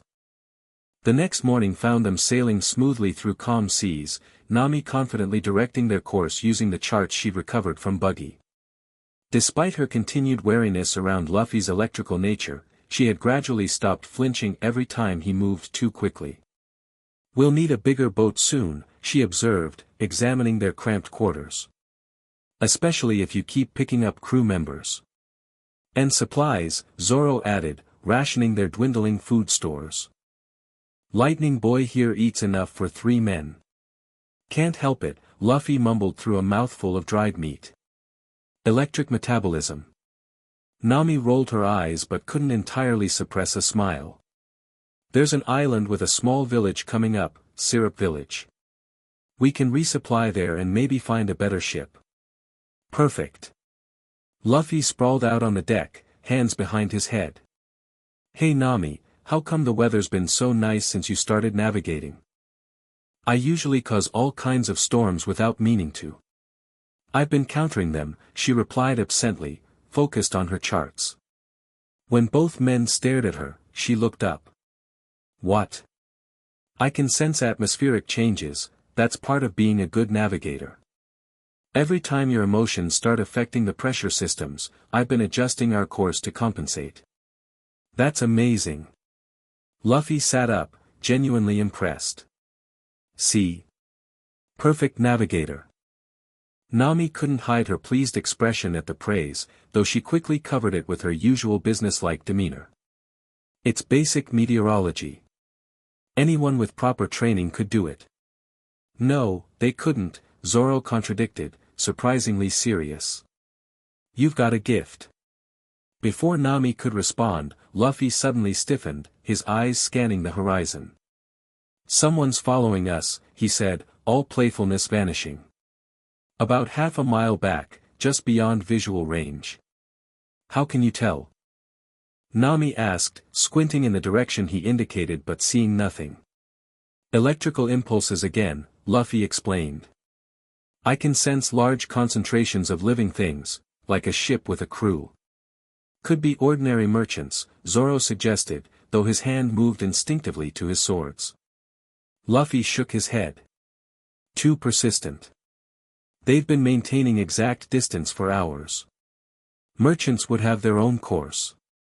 Nami bit her lip anxiously. Buggy's crew seeking revenge? Or that Luther person? We'll find out if they get closer. Luffy stood at the bow, electricity crackling subtly around him as he stared into the distance. For now, full speed to Syrup Village. Their pursuers kept their distance as they approached Syrup Village, a small settlement nestled on gentle slopes overlooking a calm bay. As they neared the shore, Luffy's vigilance was interrupted by an unexpected warning shout from land. Halt, pirates! This village is protected by the brave Captain Usopp and his 8,000 followers. The declaration came from a skinny young man with a long nose, standing atop a cliff edge. He struck a heroic pose, slingshot aimed in their direction. Turn back now or face the consequences. Luffy burst out laughing. Hey, long nose. Nice try, but I can literally sense how many people are hiding in those bushes. 3 kids don't make an army. The young man's jaw dropped in shock. How did you? Never mind that, Nami interrupted. We're not here to cause trouble. We just need supplies and possibly a ship. A likely story. Usopp recovered quickly, puffing out his chest. Captain Usopp wasn't born yesterday. Zoro, growing impatient, drew one sword partway from its sheath. We can do this the easy way or the hard way. Zoro, stop scaring him, Luffy chided before turning back to Usopp. Hey! You're Yasopp's kid, aren't you? This completely derailed Usopp's bravado. You know my father? Sure do. Luffy grinned. He's a sniper on red-haired Shanks's crew. He never shuts up about his son back home. My dad talks about me. Usopp's voice had lost all its bluster, replaced by genuine emotion. All the time. He's super proud. Usopp practically slid down the cliffside in his haste to reach them, previous hostility entirely forgotten. You have to tell me everything. How is he? What adventures has he been on? Does he still wear that bandana I made him? Within minutes, they were being enthusiastically welcomed to the village, Usopp leading them to a small restaurant while peppering Luffy with questions about Yasopp. As they settled at a table, the three children who had been hiding in the bushes, self-proclaimed members of the Usopp Pirates, joined them, staring in awe at Zoro's swords and Nami's maps. So what brings real pirates to our quiet village? Usopp asked once his initial excitement had calmed. We need a better ship, Nami explained. And supplies for the journey to the Grand Line. Usopp nodded thoughtfully. Well, this is a small village. We don't have a shipyard or anything like that. His face brightened. But there is one place that might help. The mansion on the hill belongs to a wealthy family. They have a proper ship in their private dock. Perfect. Luffy slammed his hand on the table, causing small sparks to jump across the wood, which immediately caught Usopp's attention. Whoa! How did you do that? Luffy wiggled his fingers, allowing electricity to dance between them. Devil fruit. I ate the Goro Goro no Mi, I'm a lightning human. Usopp's expression shifted instantly from fascination to horror. He stood so abruptly his chair toppled backward.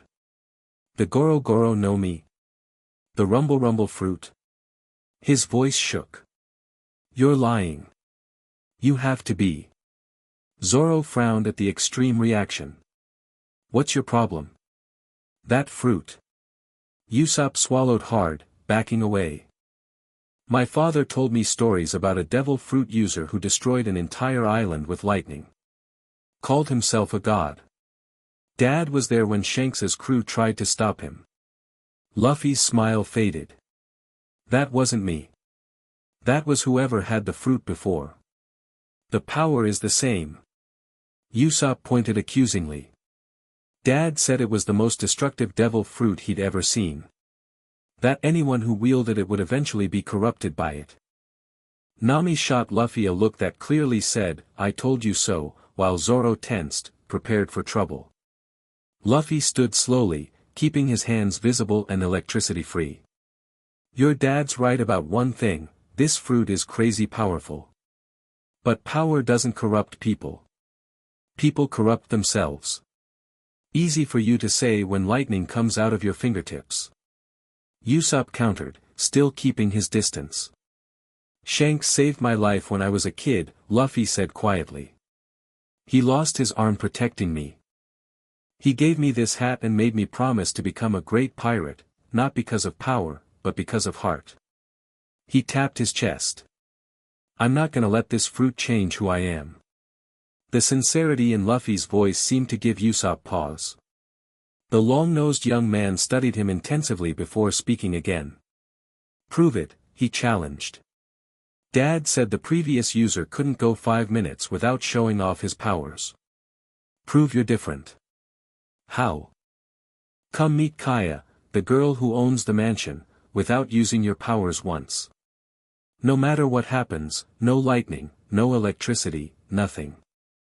Luffy grinned. Easy. But why Kaya? Usopp's expression softened. She's been sick for years. Ever since her parents died, she's been confined to her mansion. I visit her every day to tell stories and make her laugh. His voice took on a protective tone. She's special. And fragile. One shock could kill her. I understand.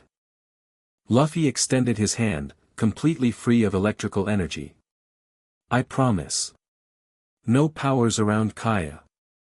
After a moment's hesitation, Usopp shook it.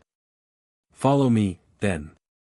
The mansion sat atop the highest hill in the village, surrounded by extensive gardens and a tall iron fence.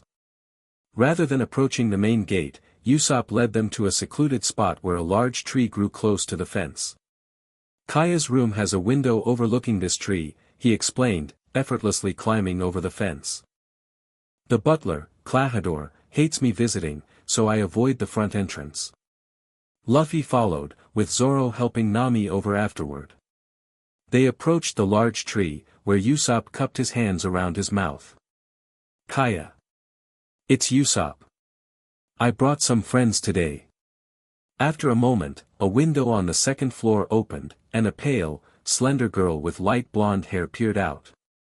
Despite her obvious frailty, her smile was warm and genuine. Usopp. I was wondering when you'd visit today. Her curious gaze shifted to the strangers. Who are your friends? Actual pirates. Usopp announced proudly. The captain knows my father. Kaya's eyes widened with interest. Real pirates? How exciting. Luffy stepped forward, adjusting his straw hat. I'm Monkey D, Luffy. I'm gonna be king of the pirates. This is my first mate Zoro and my navigator Nami. It's lovely to meet you all, Kaya said, then coughed delicately. Usopp's stories about pirates are my favorite.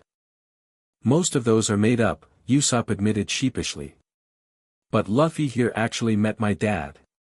He can tell you real pirate stories. For the next hour, they stood beneath Kaya's window as Luffy regaled her with tales of Shanks's crew and his own recent adventures, carefully edited to remove mentions of his devil fruit. Kaya laughed more freely than Usopp had seen in months, color returning to her pale cheeks.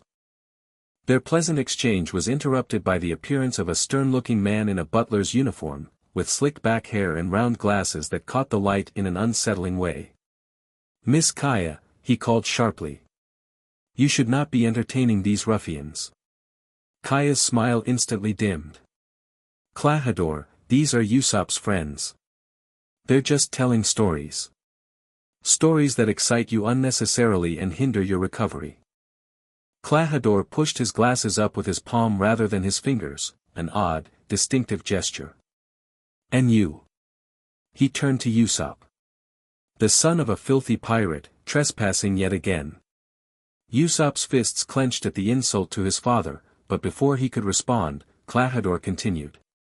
It's no wonder you turned out to be such a troublemaker, with pirate's blood in your veins.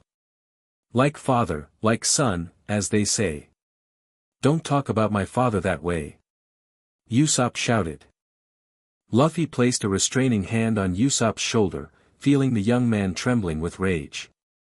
It took all his willpower to keep electricity from crackling across his skin in response to the tense situation. Your father abandoned you and your mother for a life of thievery and violence, Klahadore continued mercilessly. And here you are, following in his footsteps, bringing dangerous elements to Miss Kaya's doorstep. Klahadore, stop it. Kaya pleaded. You're being cruel. I speak only the truth, Miss Kaya. This boy has been lying to you with his ridiculous stories, taking advantage of your kind nature and naive trust. Something about the butler's demeanor struck Luffy as off. The man's eyes were too calculating, his cruelty too precise. This wasn't simple snobbery, it felt tactical, like he was deliberately trying to drive a wedge between Usopp and Kaya. Usopp finally snapped, lunging forward and punching Klahadore squarely in the face. The butler fell backward, his glasses flying off. Usopp. Kaya gasped. I don't care if you insult me, Usopp said, breathing heavily. But I won't let anyone speak ill of my father or hurt Kaya's feelings. Klahadore slowly retrieved his glasses, his expression darkening. Violence. Just as expected from a pirate's offspring. He stood, brushing dirt from his suit. You and your friends have 5 minutes to leave the premises before I call the village guards. We're going, Nami said quickly, grabbing Luffy's arm before he could escalate the situation. We apologize for the disturbance. As they turned to leave, Klahadore called after them, and Miss Kaya would appreciate it if you never returned, Usopp. Your presence is detrimental to her health and this household's reputation. Kaya protested from her window, but Usopp was already storming away, tears of anger and hurt in his eyes. Luffy, Zoro, and Nami followed, with Luffy throwing one last suspicious glance at Klahadore. Something's wrong with that butler, he muttered once they were outside the mansion grounds. Besides him being a total jerk? Nami asked. His electrical pattern is weird, Luffy explained. Most people have a specific rhythm, like a heartbeat but for their whole nervous system. His is, controlled. Too controlled. Like he's constantly restraining something. Zoro raised an eyebrow. You can sense that much detail? Sometimes. Luffy shrugged. When I really focus. And something about that guy made me focus. Usopp had walked ahead, finding a spot on a cliff overlooking the sea where he sat alone, knees drawn to his chest. The trio approached cautiously. You okay? Nami asked gently. No. Usopp wiped his eyes angrily. He had no right to talk about my father that way. No right to upset Kaya. You're right, Luffy agreed, sitting beside him. And I don't think he's just a butler. Usopp looked up. What do you mean? Not sure yet. Luffy frowned thoughtfully. But maybe we should keep an eye on him. As dusk approached, they followed Usopp's suggestion to check out an old beached ship on the far side of the island, not as ideal as Kaya's vessel, but potentially serviceable with repairs. While examining the worn hull, Zoro noticed Usopp slipping away along the shoreline. Where's he going? Luffy shrugged. Probably needs time alone after what happened. Maybe. Nami pointed to the path Usopp had taken. But that leads back toward the mansion. Curiosity piqued, they decided to follow at a distance. The path led to a secluded cove on the far side of the mansion property. To their surprise, they found Usopp hidden behind rocks, observing Klahadore meeting with a strange man in heart-shaped glasses. That's Django, Nami whispered, recognizing the odd figure. He's a hypnotist who works with pirates. I've stolen from his crew before. They crept closer, straining to hear the conversation.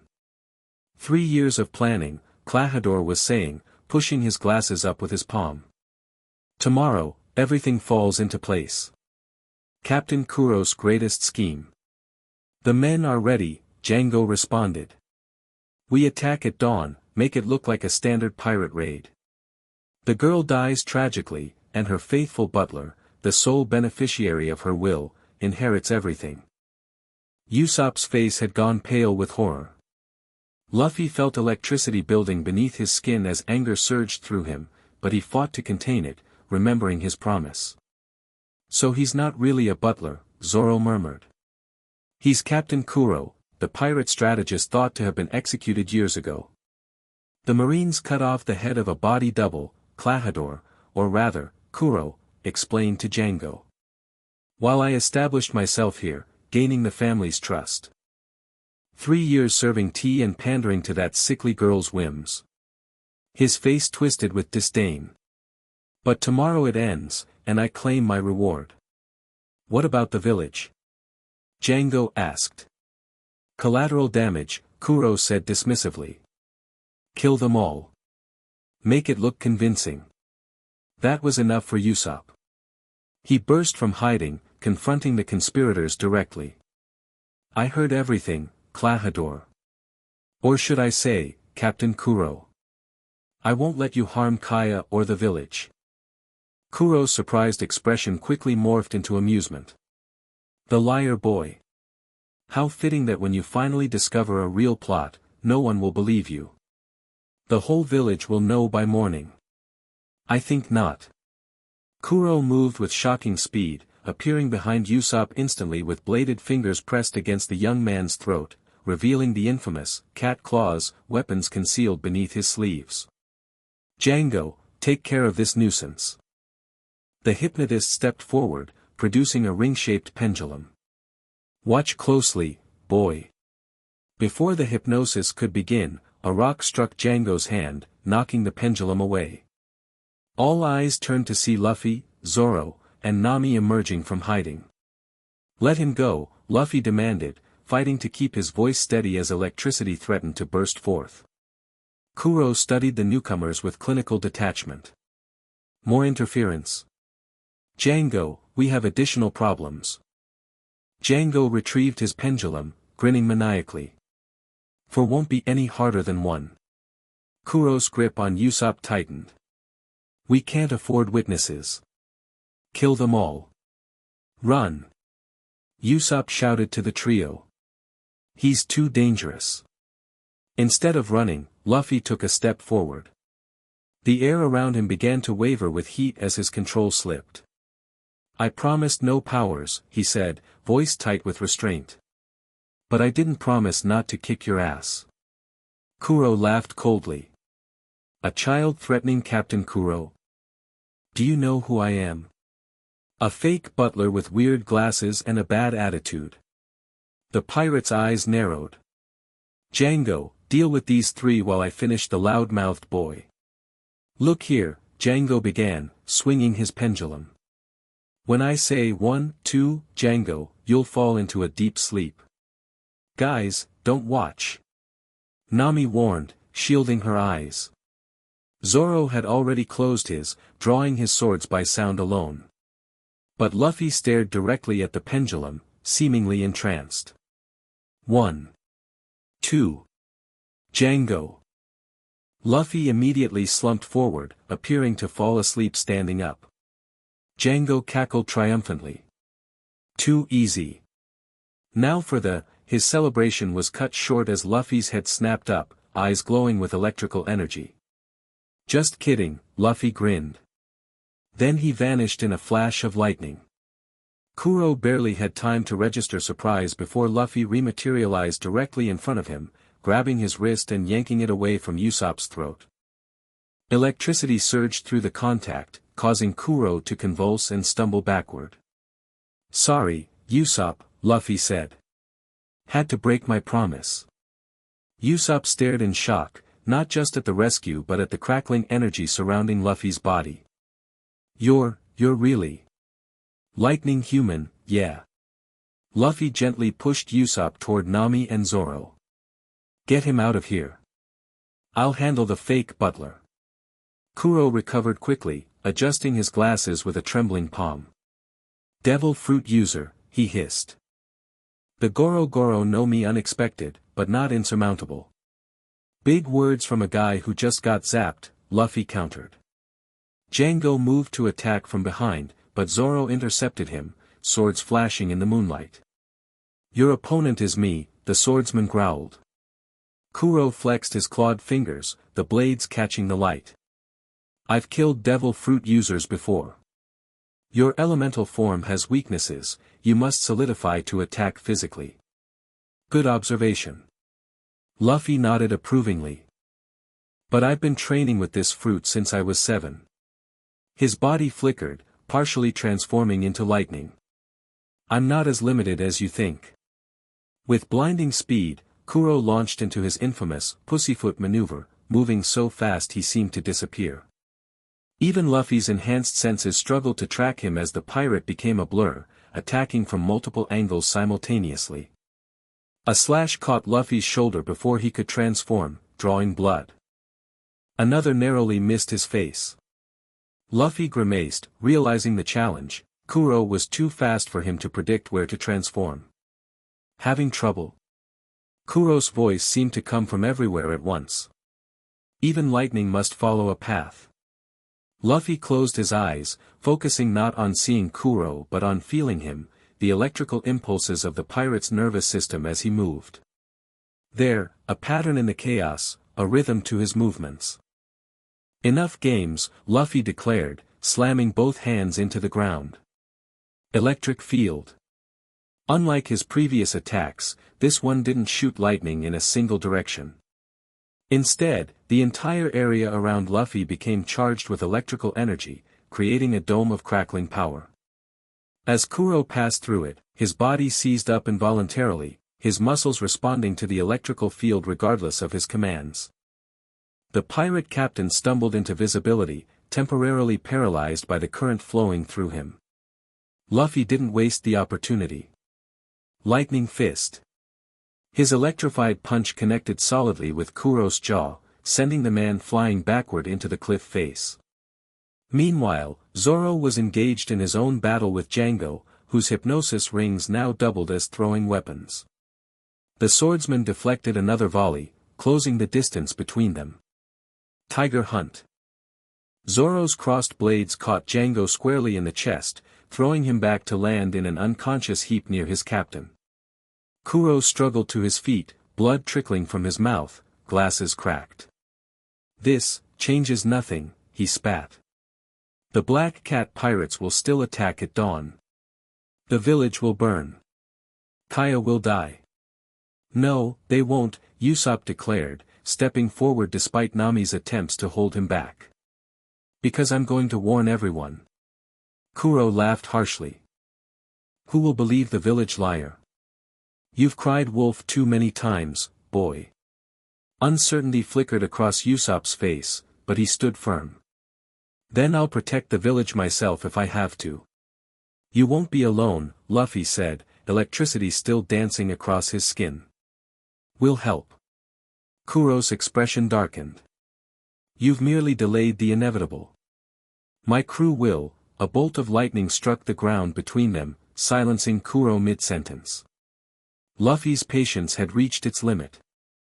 "Your crew will turn around and sail away," he stated flatly. "Or I'll turn their ship into charcoal."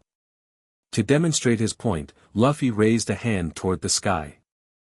The previously clear night instantly clouded over, thunder rumbling ominously. "You're bluffing," Kuro challenged, but his voice lacked conviction as he eyed the unnatural storm forming above them. "No devil fruit user has that level of control." In response, Luffy directed a precise lightning bolt to strike the water just offshore, exactly where a ship might anchor for a surprise attack. "Want to test that theory?" For the first time, genuine fear crossed Kuro's face. The calculated odds had shifted dramatically with the revelation of Luffy's power level.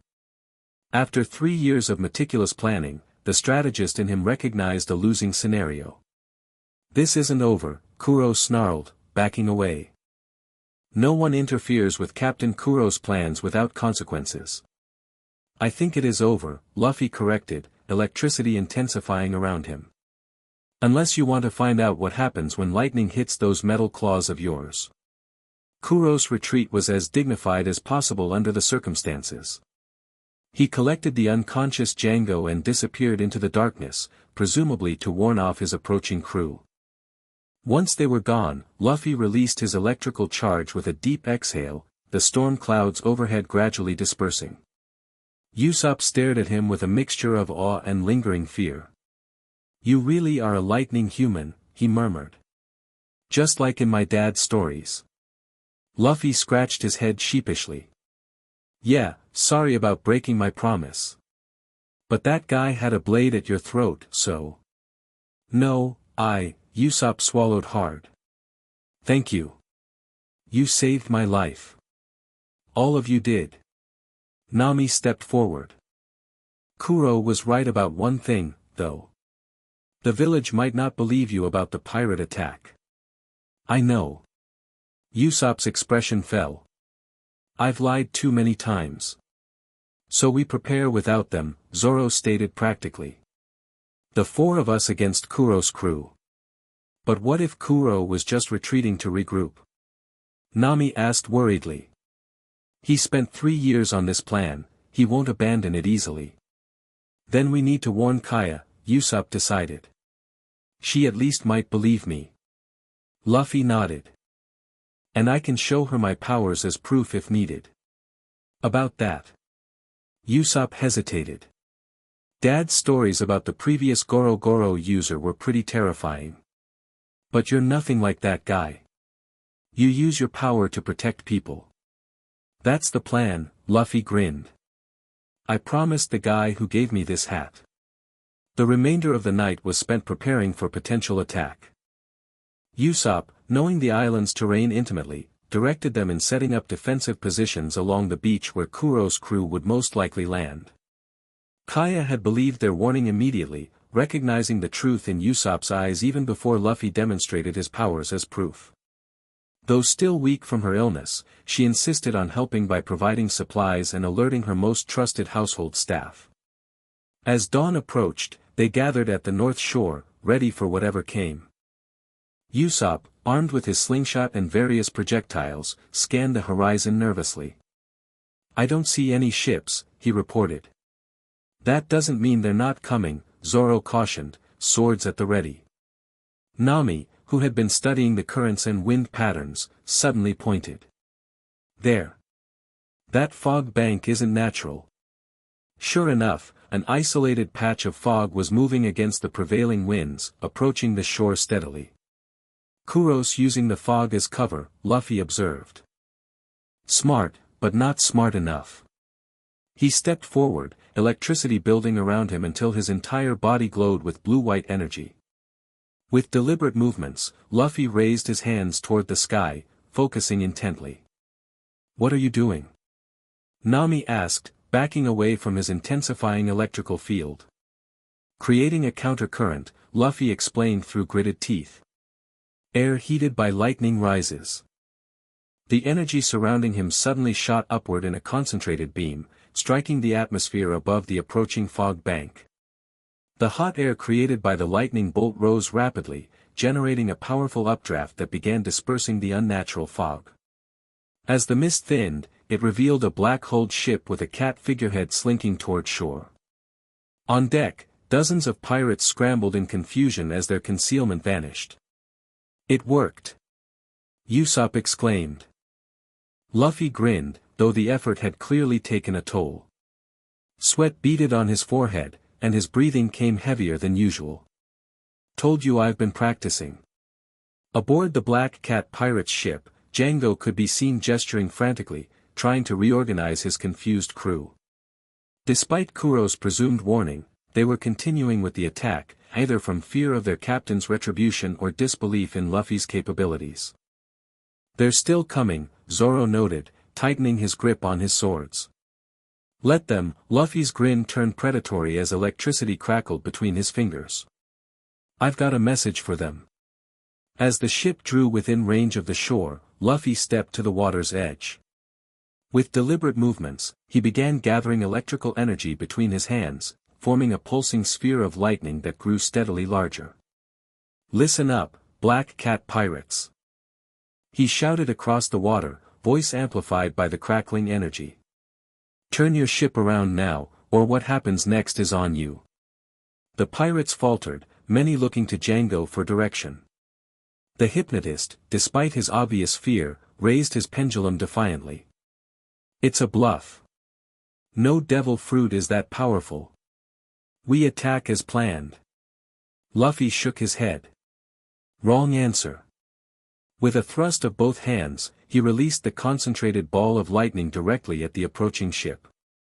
It struck the figurehead with pinpoint accuracy, the carved cat's head exploding in a shower of burning splinters. The electrical discharge traveled through the ship's wet hull, causing smaller fires to erupt across the deck. Panicked shouts echoed across the water as pirates scrambled to contain the flames. Django, face pale beneath his heart-shaped glasses, frantically signaled retreat. He did it, Usopp whispered in awe. He actually drove them off with one attack. That's our captain, Zoro said with grudging admiration. As the Black Cat pirate's ship turned and fled, a slow clapping sound came from behind them. They whirled to find Kuro standing on the cliffside above, his expression cold with fury despite his mocking applause. Impressive display, the pirate strategist called down. But predictable. While you focused on the obvious threat, I circled around to my real objective. Horror dawned on Usopp's face. Kaya. Indeed. The mansion is currently unguarded except for a few servants. By the time you reach it, everything I've worked for will be accomplished. Kuro adjusted his cracked glasses with his palm. Chess, not checkers, lightning boy. Luffy's first instinct was to transform into lightning and rush to the mansion, but he knew the others couldn't keep up with that speed. Seeing his hesitation, Kuro smiled thinly. A dilemma, isn't it? Save the girl alone, or stay with your friends. Decisions, decisions. Luffy, go. Usopp urged. You're the only one fast enough. We'll catch up. Nami and Zoro nodded in agreement. Without further hesitation, Luffy's body transformed into a bolt of lightning that shot toward the mansion with blinding speed, leaving a thunderclap in his wake. Kuro's smile vanished. He hadn't actually expected Luffy to abandon his crew so readily. 3 against 1, then. Hardly sporting, but I'll manage. 2 against 1, Zoro corrected, nodding toward the shoreline where Nami was already racing along a hidden path that served as a shortcut to the mansion. She's smarter than fighting you directly. Usopp raised his slingshot. And I'm a ranged fighter, so really it's 1.5 against 1. Speak for yourself, Zoro growled, drawing all 3 swords. Kuro's eyes narrowed behind his glasses. Let's make this quick, then. Luffy's lightning form reached the mansion in seconds, rematerializing on the front lawn. Several Black Cat pirates already had the building surrounded, with Django nowhere to be seen, clearly having used a separate boat to reach this location while the main ship served as a distraction. Without hesitation, Luffy charged the nearest group, electricity flowing through his entire body. Electric surge. The pirates dropped like flies, bodies convulsing from the shock. Luffy didn't bother with restraint, these men had come to murder an innocent, bedridden girl for money. They deserved no mercy. Inside the mansion, he heard screams. Transforming again, he shot through an open window, following the sounds to Kaya's bedroom. What he found made his blood boil. Django stood over Kaya's bed, pendulum swinging before the terrified girl's eyes as he prepared to hypnotize her into signing documents before killing herself. 2 servants lay unconscious nearby. 1, 2, Django never finished his count. Luffy's fist, charged with electricity, caught the hypnotist squarely in the jaw. Django flew across the room, crashing into a bookshelf that collapsed on top of him. Kaya. Luffy rushed to her side. Are you hurt? The pale girl shook her head, though her entire body trembled with fear. Klahadore, he's really... I know. We're going to stop him. Luffy helped her sit up. Can you walk? I think so. Kaya's voice strengthened with determination. I need to get to my father's study. There's a safe room there. I'll take you. Luffy glanced at the groaning Django. But first, with quick movements, he tore strips from the bedsheet, using them to securely bind the hypnotist. A controlled electric shock ensured Django wouldn't wake anytime soon. Luffy helped Kaya to her feet, supporting her as they moved cautiously through the mansion. They encountered 2 more Black Cat pirates, whom Luffy dispatched efficiently with non-lethal electric shocks. In the study, Kaya pressed a hidden switch, revealing a concealed panic room behind a bookcase.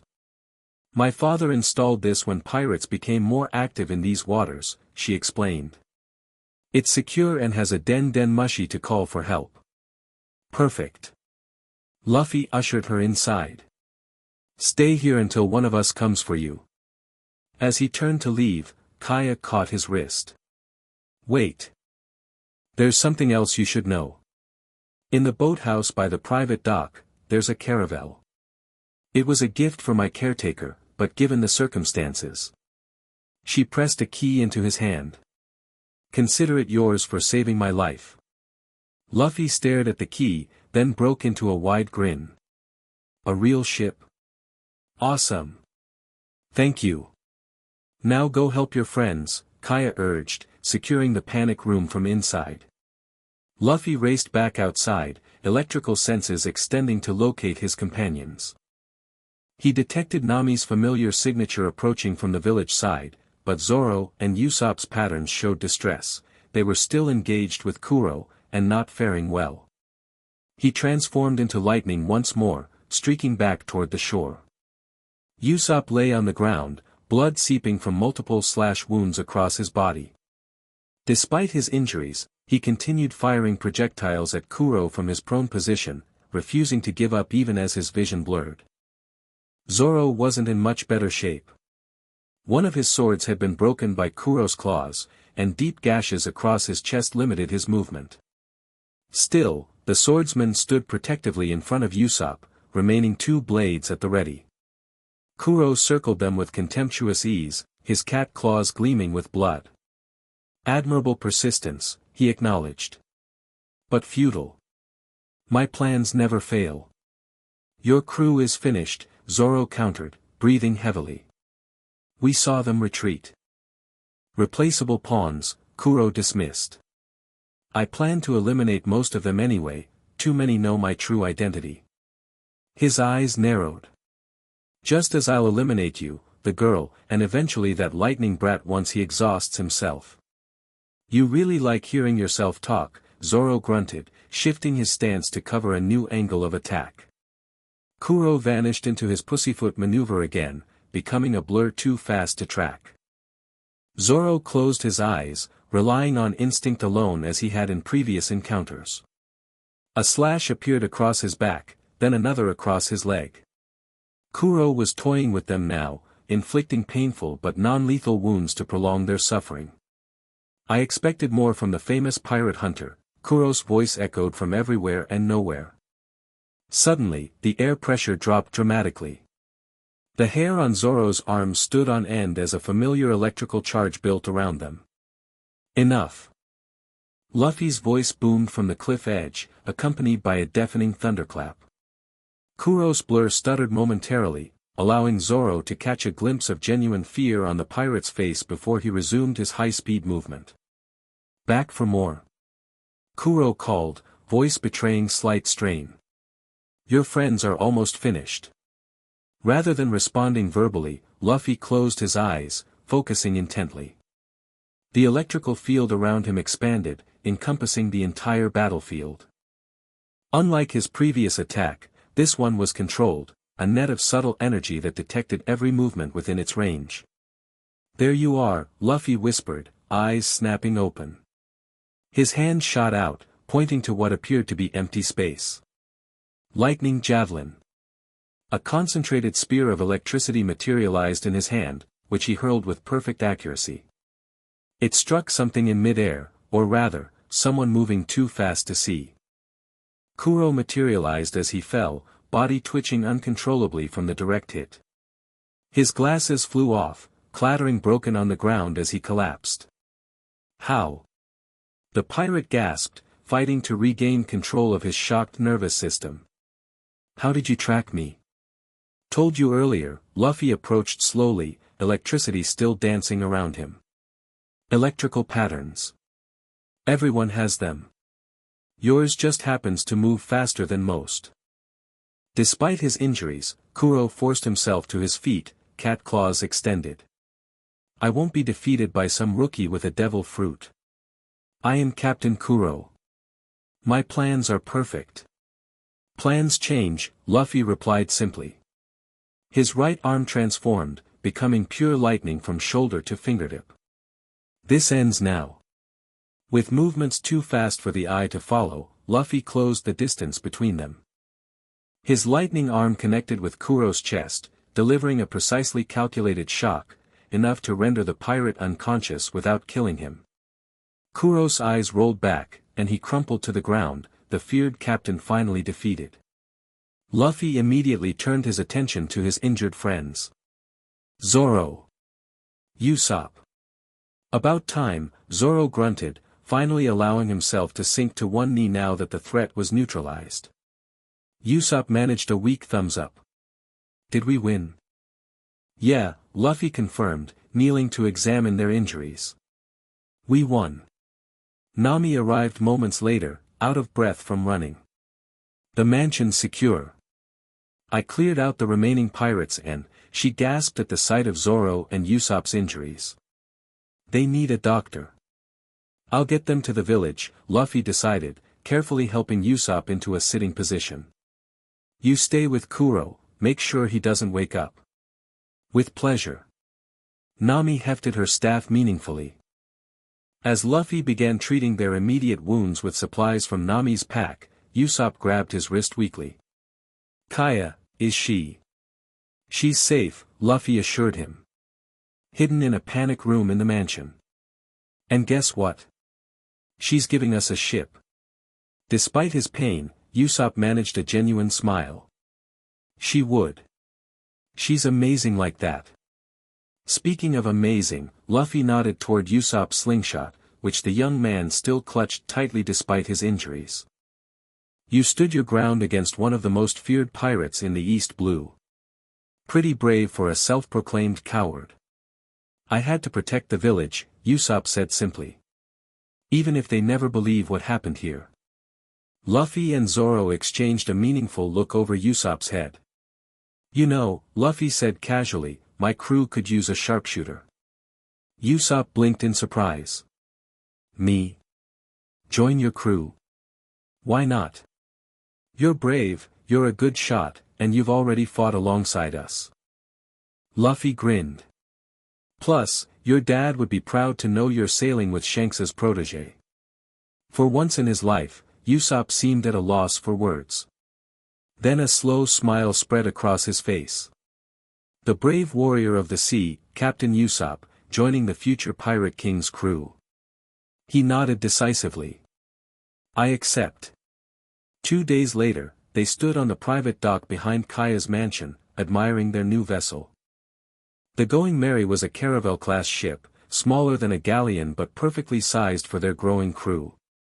Its figurehead, a sheep's head, grinned cheerfully at them as they loaded supplies. Kaya, still weak but determined to see them off personally, stood on the dock with Mary, her chief butler who had designed the ship. She's all yours, Kaya said, smiling at their obvious delight. It's the least I can do after you saved my life and the village. Kuro and his surviving crew had been turned over to Marine Captain Renzo, who had coincidentally arrived the morning after the battle. The captain had shown particular interest in Luffy, questioning the villagers extensively about the lightning incidents reported during the fight. Fortunately, they had departed before Luffy himself encountered the devil fruit hunter again. She's perfect. Nami declared, having already inspected every inch of the vessel. A real navigator's dream. And plenty of room to train, Zoro added approvingly, testing the solid deck with his foot. Usopp stood somewhat apart, saying goodbye to his young followers, the Usopp pirates, who were devastated by their captain's departure but understood his need to pursue his dream. I'll come back someday, he promised them. With incredible true stories that will make my old lies seem boring. Luffy, meanwhile, was examining the ship's mast with particular interest. We'll need to make some modifications, he mused. The metal fixtures could be dangerous during storms with me on board. Already taken care of, Mary spoke up. Miss Kaya mentioned your unique condition. We've installed rubber insulators on critical components and a lightning rod system that can channel excess electricity safely into the sea. Luffy stared at the butler in amazement. You thought of everything. It's my job to anticipate needs, Mary said with a modest bow. As they finished loading their supplies, Kaya approached Usopp privately. Their conversation was brief but intense, ending with a hug that left Usopp blushing furiously as he boarded the ship. What was that about? Nami teased as they prepared to set sail. Nothing. Usopp answered too quickly. Just, a promise to return someday. Right, Zoro drawled skeptically. Luffy laughed, clapping Usopp on the shoulder. Save the romance for when we've made you famous, lover boy. As the Going Merry pulled away from the dock, the villagers gathered to wave goodbye, many still confused about exactly what had happened, but grateful nonetheless for the strangers who had somehow protected them from a pirate attack they never saw coming. Luffy stood at the bow, straw hat secure on his head as the wind filled their sails. For the first time, he felt like a real pirate captain, with a proper ship and growing crew of trusted companions. Next stop, the Grand Line, he declared, pointing dramatically forward. Not quite yet, Nami corrected, studying her maps. We need to stock up on more supplies first. And there's something I need to take care of at my village. Arlong, Luffy remembered, his expression sobering. Right. We deal with him first. Nami looked surprised that he'd so readily agreed. You're really willing to detour for me? Of course. Luffy's typical grin returned. That's what crews do for each other. As the Merry sailed toward the horizon, Luffy experimentally sent a small charge through his fingers, watching it dance across his skin without affecting the ship's systems. The specialized modifications worked perfectly. Hey Nami, he called to their navigator. Any storms coming? She glanced at the sky, feeling the air pressure. Clear sailing for at least 2 days. Why? Luffy's grin widened mischievously. Just checking. Wouldn't want to accidentally make things difficult for you. You'd better not, she warned, but there was no real heat in her voice. I'm finally getting used to having a human lightning rod on board. Human lightning rod, huh? Luffy considered the nickname. I like Thunderstruck Luffy better. Sounds cooler. Sounds like you're giving yourself epithets now, Zoro commented dryly. Well, I need something awesome for when I get my first bounty poster. Usopp jumped in excitedly, speaking of awesome, wait until you see what I've been working on. He rummaged through his bag, producing several metal spheres. I call them conductors. If you charge them with your electricity, they should act like grenades. Luffy's eyes lit up, literally, small sparks dancing in his irises. Let's test them. Not on the ship. Nami shouted, smacking both of them on the head. As the Going Merry sailed into deeper waters, a familiar ship appeared on the horizon behind them, following at a careful distance. Aboard it, Captain Renzo observed through a spyglass, a small smile playing on his lips. Monkey D. Luffy, he murmured, making notes in a leather-bound journal. The Goro Goro no Mi manifests differently in him than the previous user. More controlled, less destructive, but equally powerful. He closed the journal with a snap. The hunt continues. On another vessel, much further away, Luther also observed the Straw Hat crew's departure, speaking into a Den Mushi. Yes, Captain Kaiser. The boy grows stronger by the day. He paused, listening. No, sir, I don't believe direct intervention is necessary yet. Let him develop his powers further in the crucible of the East Blue. By the time he reaches the Grand Line. Luther smiled coldly. He'll be ripe for collection. Oblivious to the watchers tracking their journey, the Straw Hat pirates sailed onward, their next adventure already on the horizon. Lightning crackled occasionally around Luffy as he laughed with his crew, the electricity responding to his joy and excitement for the journey ahead. For the boy who had swallowed lightning, this was just the beginning. Chapter 3, Syrup Village. Storm. The Going Merry cut through the waves with surprising speed, its new sails billowing in the favorable wind. For days had passed since they'd left Syrup Village, and the crew had fallen into a comfortable rhythm. Zoro spent most daylight hours training on the deck or napping in seemingly impossible locations. Usopp tinkered endlessly with his growing arsenal of weapons, now including what he called conductor stars, designed to channel Luffy's electricity. Nami charted their course with meticulous precision, occasionally shouting orders when the winds shifted. And Luffy, well, Luffy was currently hanging upside down from the sheep figurehead, one hand gripping his straw hat while the other extended toward the ocean surface 20 feet below. "What exactly are you doing?" Nami called from her position near the helm. "Fishing," Luffy replied without looking up. "But cooler." Tiny arcs of electricity extended from his fingertips, dancing just above the water's surface. Whenever a fish swam close enough, Luffy would release a precisely controlled shock, just enough to stun but not kill, then transform his arm into lightning to snatch the floating prize before it could sink. "Got another one," he crowed triumphantly, flipping back onto the deck with a decent-sized sea bream flopping in his grip. "That's 5. Lunch is gonna be awesome." Usopp looked up from his workbench, impressed despite himself. "You know, that's actually pretty smart. Using your powers for practical stuff instead of just fighting. Shanks taught me that." Luffy tossed the fish into a bucket with the others. He said devil fruits are only as useful as you are creative. A nostalgic grin spread across his face.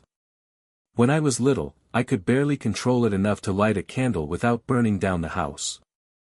And now you're electrocuting fish." Zoro opened one eye from his napping spot against the mast. "Truly the height of evolution." "Hey, it works," Luffy protested. "And nobody has to get wet." Speaking of getting wet, Nami interrupted, studying the sky with a concerned frown. "We've got a problem brewing." The crew followed her gaze to the horizon, where dark clouds were gathering with unnatural speed.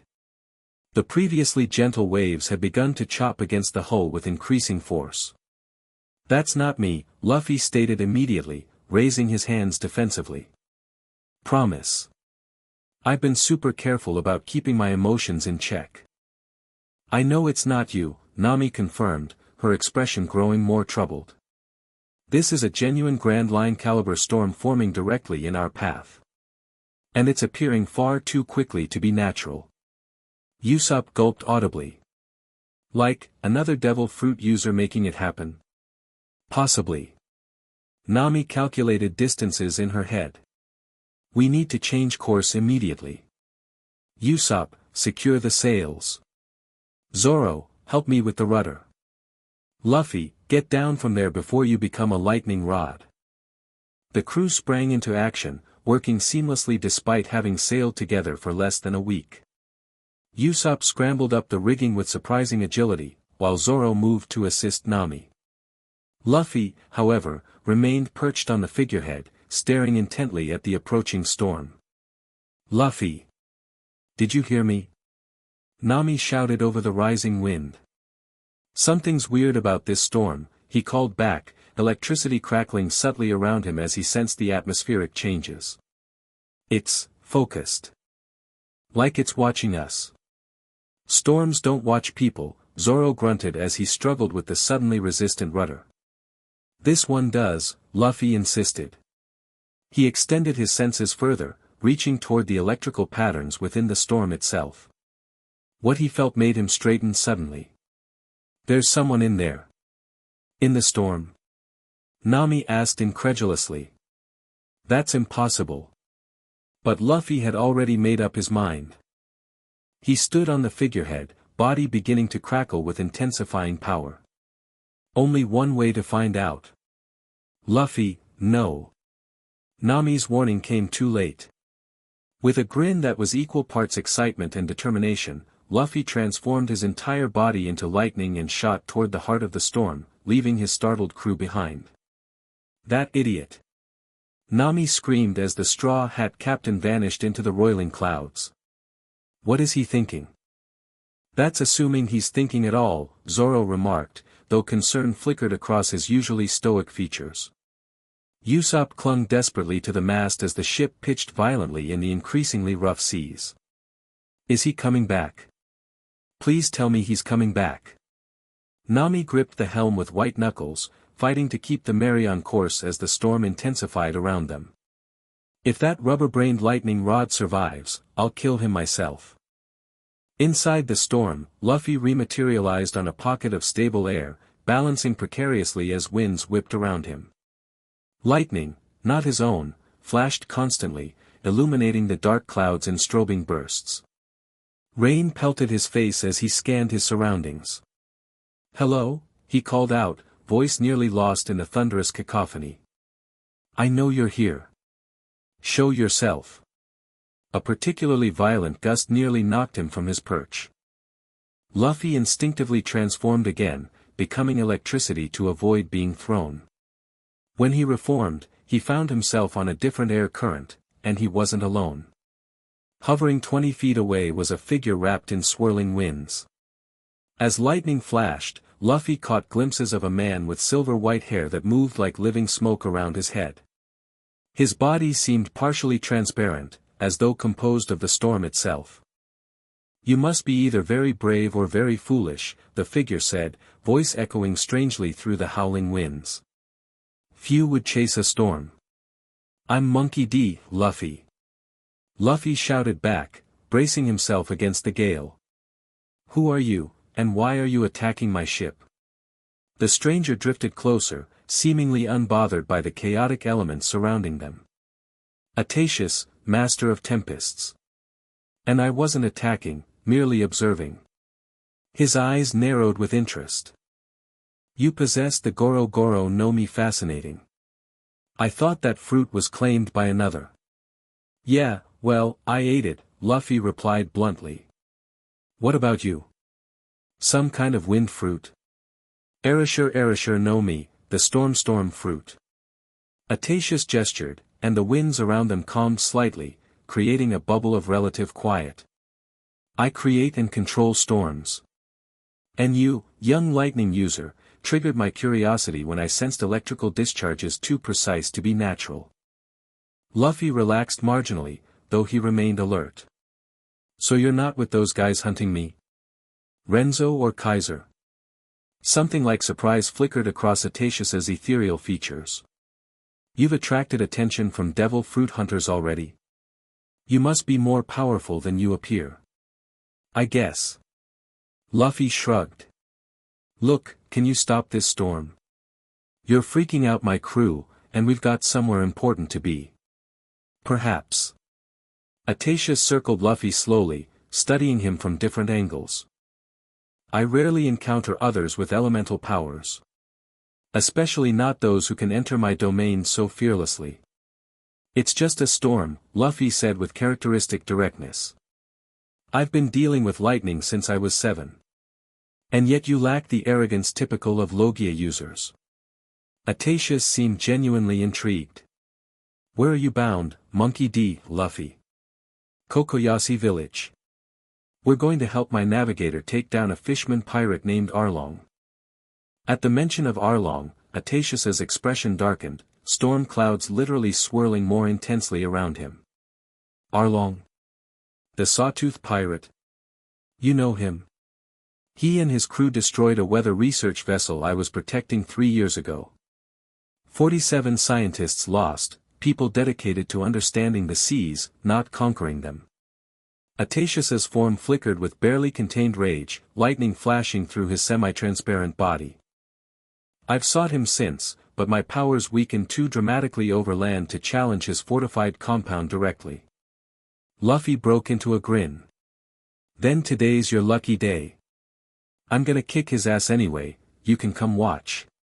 Atatius blinked, momentarily taken aback by Luffy's straightforward invitation. "You would ally with a stranger you just met inside a storm?" "Sure, why not?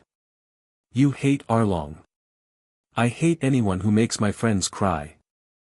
Luffy extended his hand, electricity crackling around his fingers.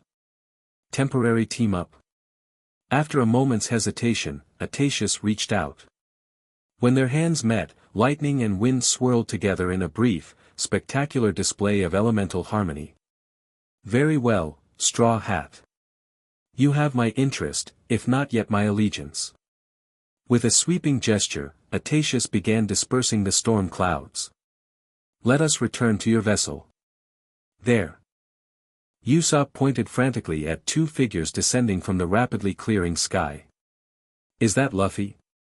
Nami and Zoro rushed to the railing, staring upward as Luffy, transformed into a lightning bolt, touched down on the deck with a thunderous crack.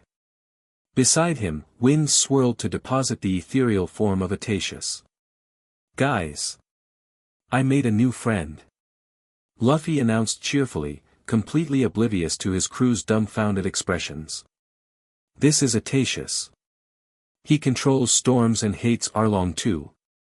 Nami recovered first, marching forward to smack Luffy squarely on the head. "You absolute idiot. Do you have any idea how worried we were?" "Ow. Sorry, Nami." Despite his apology, Luffy's grin never faltered. "But look. The storm's gone now." Zoro kept his hands on his swords, eyeing the newcomer warily. "So you're a devil fruit user too?" Aetaceus inclined his head. "The Erasure know me. I mean your crew no harm, in fact, it seems we share a common enemy." "Arlong," Nami whispered, unconsciously touching her shoulder where the fishman's tattoo lay hidden beneath her sleeve. "He destroyed Aetaceus's weather science friends," Luffy explained with characteristic lack of nuance. "So he's gonna help us beat up the fish guys?" Usopp approached cautiously, scientific curiosity temporarily overriding his fear. "Storm powers and lightning powers working together, that's potentially a devastating combination." "Or a recipe for disaster," Nami countered, still looking unconvinced. "Two powerful Logia users on one small ship. We're asking for catastrophe." "I won't remain on your vessel long," Aetaceus assured her. "My powers allow me to travel with the wind itself. I merely wish to properly introduce myself before offering assistance in your coming battle." Nami studied him intently. "And what do you get out of this arrangement?" "Vengeance," Aetaceus answered simply. "And perhaps, if your captain proves as interesting as he seems, a worthy alliance for future endeavors." Luffy, already bored with the conversation, had returned to his fishing spot. "So we're all friends now, right? Great. Nami, how much longer to Kokoyashi village? With the current winds?" She glanced at Aetaceus, who subtly nodded. "We could arrive by tomorrow afternoon."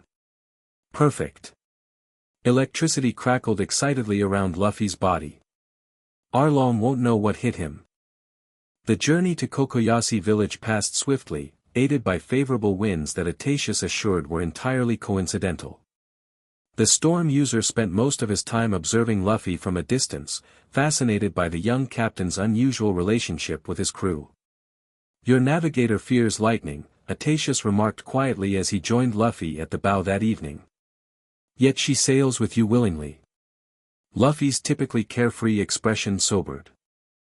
"Nami's village was attacked by a devil fruit user with lightning powers when she was a kid. Not the same guy who had my fruit before, but similar enough. And yet she trusts you." "Not completely. Not yet." Luffy watched Nami charting their course by lantern light. "But she will." Aetaceus seemed puzzled by Luffy's certainty. "Most humans instinctively fear those with our level of power. It's why many Logia users become isolated, even tyrannical. The gap between our abilities and ordinary people creates natural distance." "That's dumb." Luffy picked his nose disinterestedly. "Power's just power. It doesn't make you better than anyone else." A surprisingly philosophical stance from someone so young. "Not really. Shanks taught me that." Luffy adjusted his straw hat fondly. "He's way stronger than me, but he never acted like he was above anyone." Their conversation was interrupted as Nami approached, expression unusually serious. "We should discuss strategy for Arlong Park. We'll be arriving tomorrow, and we can't just charge in blindly." "Why not?" Luffy asked. "Sounds like a fine plan to me." "Because Arlong has 50 fishman warriors, each with 10 times the strength of normal humans," Nami explained with exaggerated patience. "Plus, they're in their element with all the water features around Arlong Park. One wrong move and they could drag you into the sea." Luffy sobered immediately. The one universal weakness of devil fruit users was a threat he took seriously. "We'll need to be strategic," Nami continued, spreading a hand-drawn map of Arlong Park across a barrel. Approach from land, avoid the underwater tunnels, and most importantly, she fixed Luffy with a stern look, control your lightning. One stray bolt hits the water with all of us standing in it, and will be electrocuted alongside the fishmen. I have excellent control, Luffy protested. You electrocuted your own breakfast this morning because you got excited about pancakes. They were really good pancakes. Zoro and Usopp joined them, examining Nami's detailed map with appreciation. You really know this place inside out, Usopp observed. Nami's expression tightened. I was forced to work there as Arlong's cartographer for 8 years. I know every inch of that compound. A heavy silence fell over the group as the full weight of Nami's history settled on them. Tell us everything, Luffy said softly. So we can help properly. For the next hour, Nami detailed Arlong's operations, his crew's capabilities, and the brutal control he maintained over Kokoyashi village and the surrounding islands. She explained how he extorted money from villagers with impossible life taxes, killed any who couldn't pay, and utilized her map-making skills to expand his empire throughout the East Blue. The Marines won't touch him, she concluded bitterly.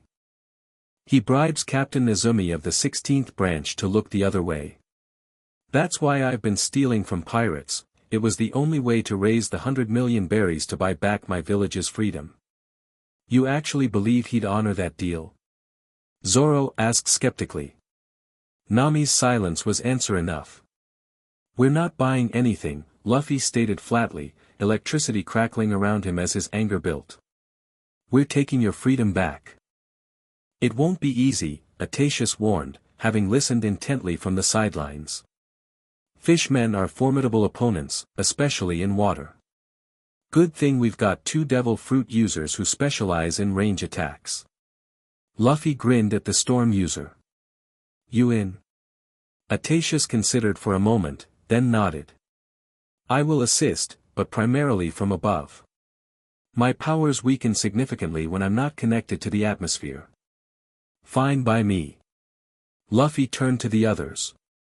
Zoro, you take the swordsman. Usopp, provide cover fire with those new electric stars you made. Nami, I know which rooms contain his maps and treasure, she finished. Once the fighting starts, I'll retrieve everything. And I'll take Arlong, Luffy concluded, pounding his fist into his palm with a shower of sparks. Fish stick is mine. Kokoyashi village came into view shortly after noon the next day, a small settlement nestled between tangerine groves and the sea.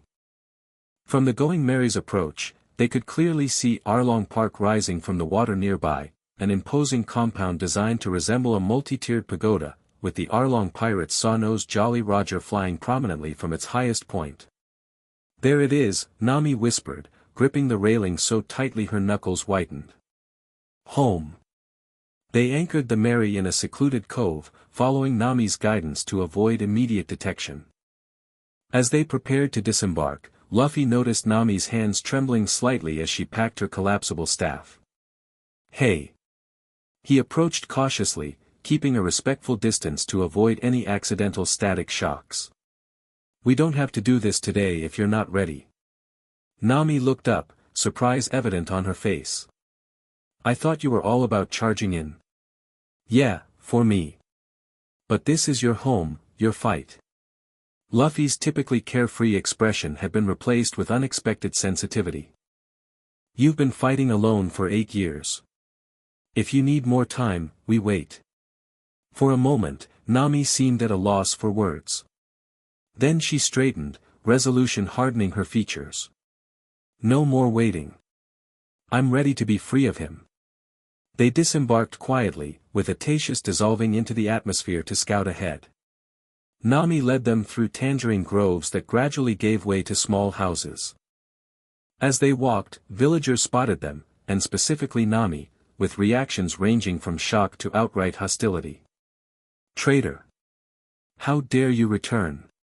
Arlong's witch! The venom in their voices made Usopp and Zoro tense, hands moving instinctively to their weapons. But Nami merely kept walking, head held high despite the pain evident in her eyes. They don't understand, she explained quietly. They think I've been working for Arlong willingly all these years. Why didn't you tell them? Usopp asked. Because if they knew I was saving to buy their freedom, they'd try to help. They'd resist the taxes, fight back against Arlong's men. Her voice broke slightly. They'd get themselves killed, just like Belmere did. Luffy walked silently beside her, electricity occasionally dancing across his skin in response to his carefully contained anger. The more he learned about Nami's situation, the more his resolve strengthened. Their progress was halted by a group of villagers who formed a blockade in the road, led by a man with a distinctive pinwheel attached to his hat. Nami, he called, stepping forward. What are you doing back here? And who are these people? Genzo. Nami's voice softened with genuine affection. I brought friends. They're going to help. The man, Genzo, scoffed bitterly. Help? Like the Marines helped when we begged them to intervene. Like the world government helped when Arlong started buying officials. No outsiders help Kokoyashi village. We're not like them, Luffy stated simply, stepping forward. Small sparks jumped between his fingers, not threatening, but impossible to miss. I'm Monkey D. Luffy. I'm going to be king of the pirates. And today, I'm going to destroy Arlong Park. The villagers murmured in disbelief and derision. Genzo's expression hardened. You have no idea what you're up against, boy. Arlong isn't some East Blue pushover. He's from the Grand Line, a former member of the Sun Pirates.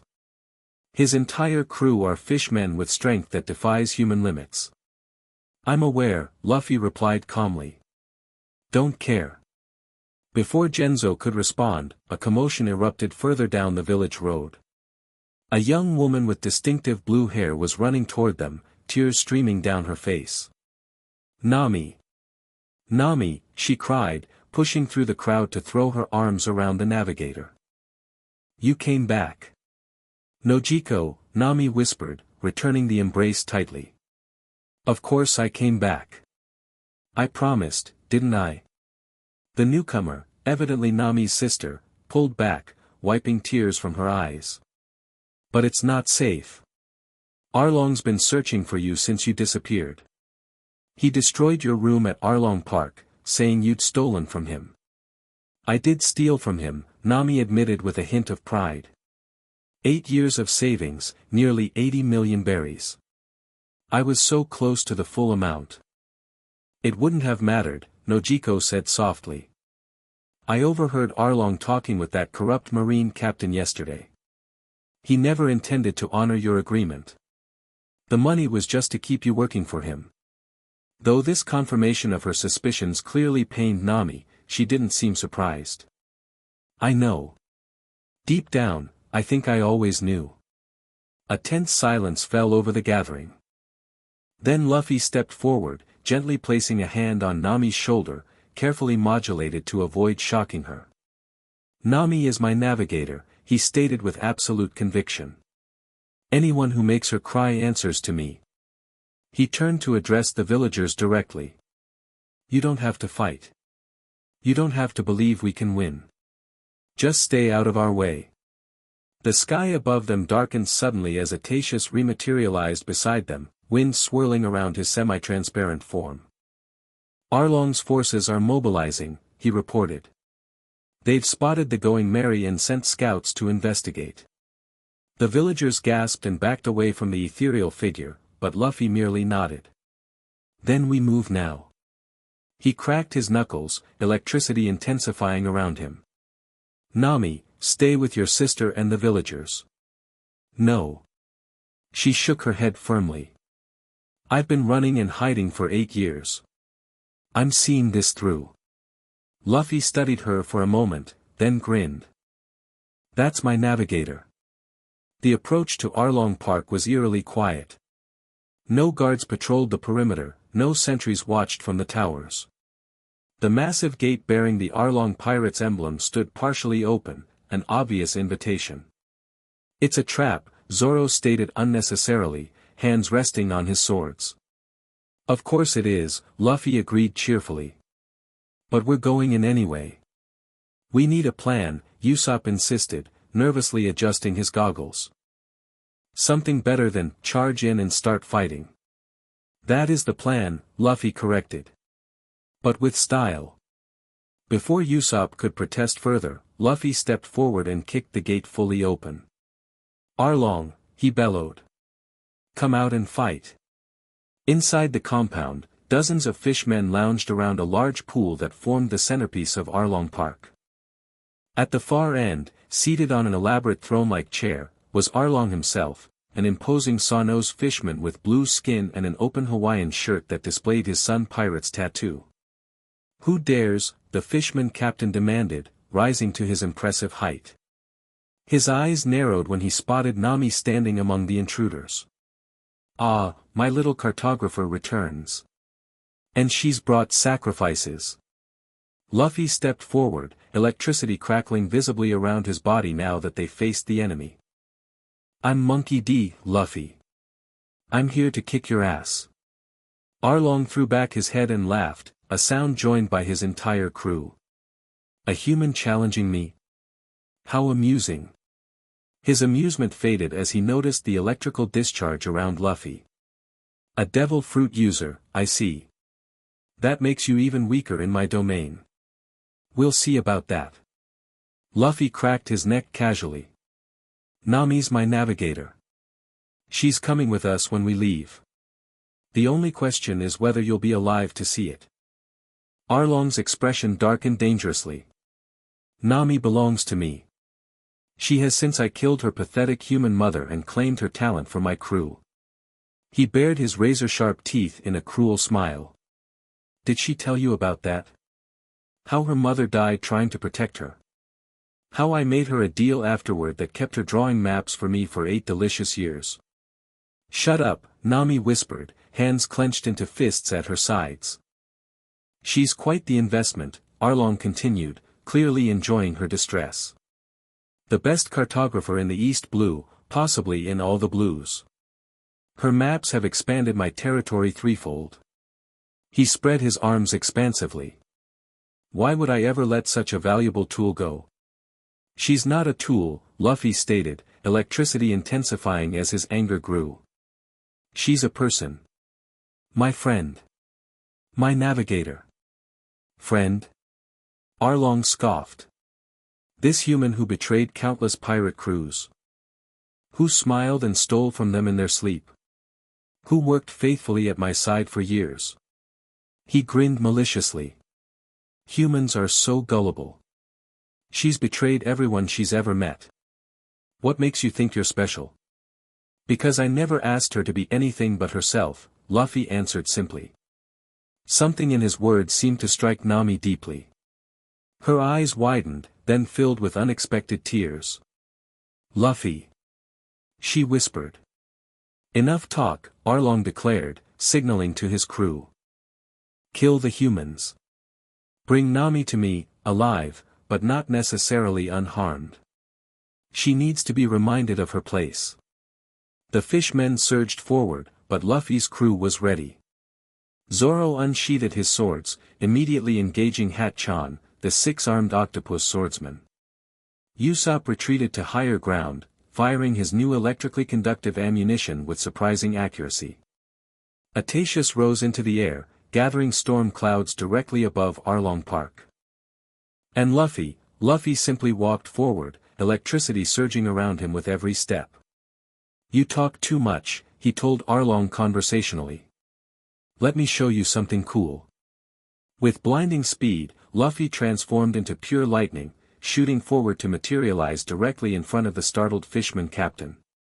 His electrified fist connected with Arlong's jaw in an explosion of sparks, sending the much larger opponent flying backward into his throne, shattering it. What the? Arlong spat blood as he struggled to his feet. What kind of devil fruit is that? Goro Goro no Mi, Luffy replied, allowing electricity to dance between his fingers. I'm a lightning human. Recognition flashed in Arlong's eyes, followed by genuine concern. The rumble fruit? One of the most powerful Logias. He glanced at the pools of water throughout his compound with new wariness. Interesting. This might actually be entertaining. The fishman captain charged suddenly, moving with shocking speed for his size. His razor-sharp teeth snapped where Luffy's head had been a moment earlier, but the rubber captain had already transformed partially, allowing the attack to pass through his lightning form.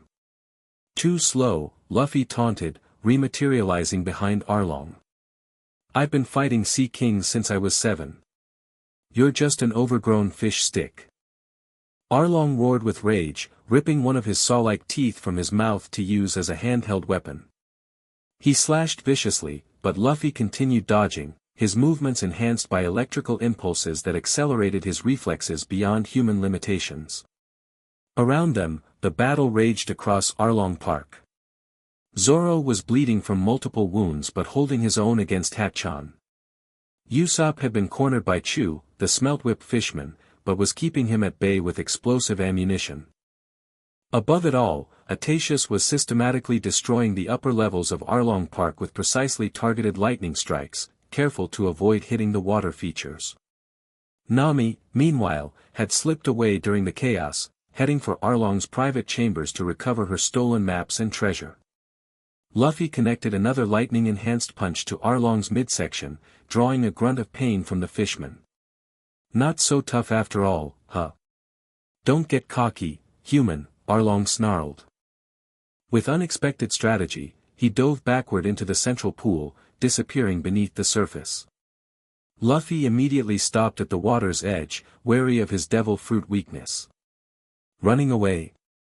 Tactical advantage, came Arlong's voice from somewhere beneath the water. You may command lightning, but water is my domain. Let's see how powerful you are when you can't touch your opponent. The surface of the pool exploded as Arlong launched himself upward like a torpedo, his nose aimed directly at Luffy's chest. Only a lightning-quick transformation saved the Straw Hat Captain from being impaled, the attack passing through his electrical form with a shower of sparks. Arlong disappeared back underwater before Luffy could counter. This pattern repeated several times, Arlong attacking from below, Luffy narrowly evading, the fishman retreating to safety. You can't win, Arlong called during one brief surface interval. You can't attack what you can't reach, and eventually, you'll tire. All devil fruit users have limits to their transformations. True, Luffy acknowledged, breathing slightly harder now. But you're making a big mistake. And what's that? Assuming I can only attack what I can touch. Luffy raised both hands toward the sky, connecting with the storm system Atatius had gathered above them. The atmospheric charge responded to his call, clouds darkening to near black as electricity built to explosive levels. The thing about being a lightning human, Luffy explained conversationally, is understanding that lightning always seeks the path of least resistance. Arlong's eyes widened with sudden comprehension. You wouldn't, heaven's judgment. A massive bolt of lightning, far larger than anything Luffy had produced before, struck the water directly. The entire pool illuminated from within as electricity surged through it, conducting perfectly through the salt water. Arlong's scream was lost in the thunderous crack that accompanied the strike. When the light faded, the fishman floated limply on the surface, smoke rising from his singed body. He wasn't dead, Luffy had calculated the charge precisely, but he was thoroughly defeated. That, Luffy said, breathing heavily from the exertion, was for making Nami cry.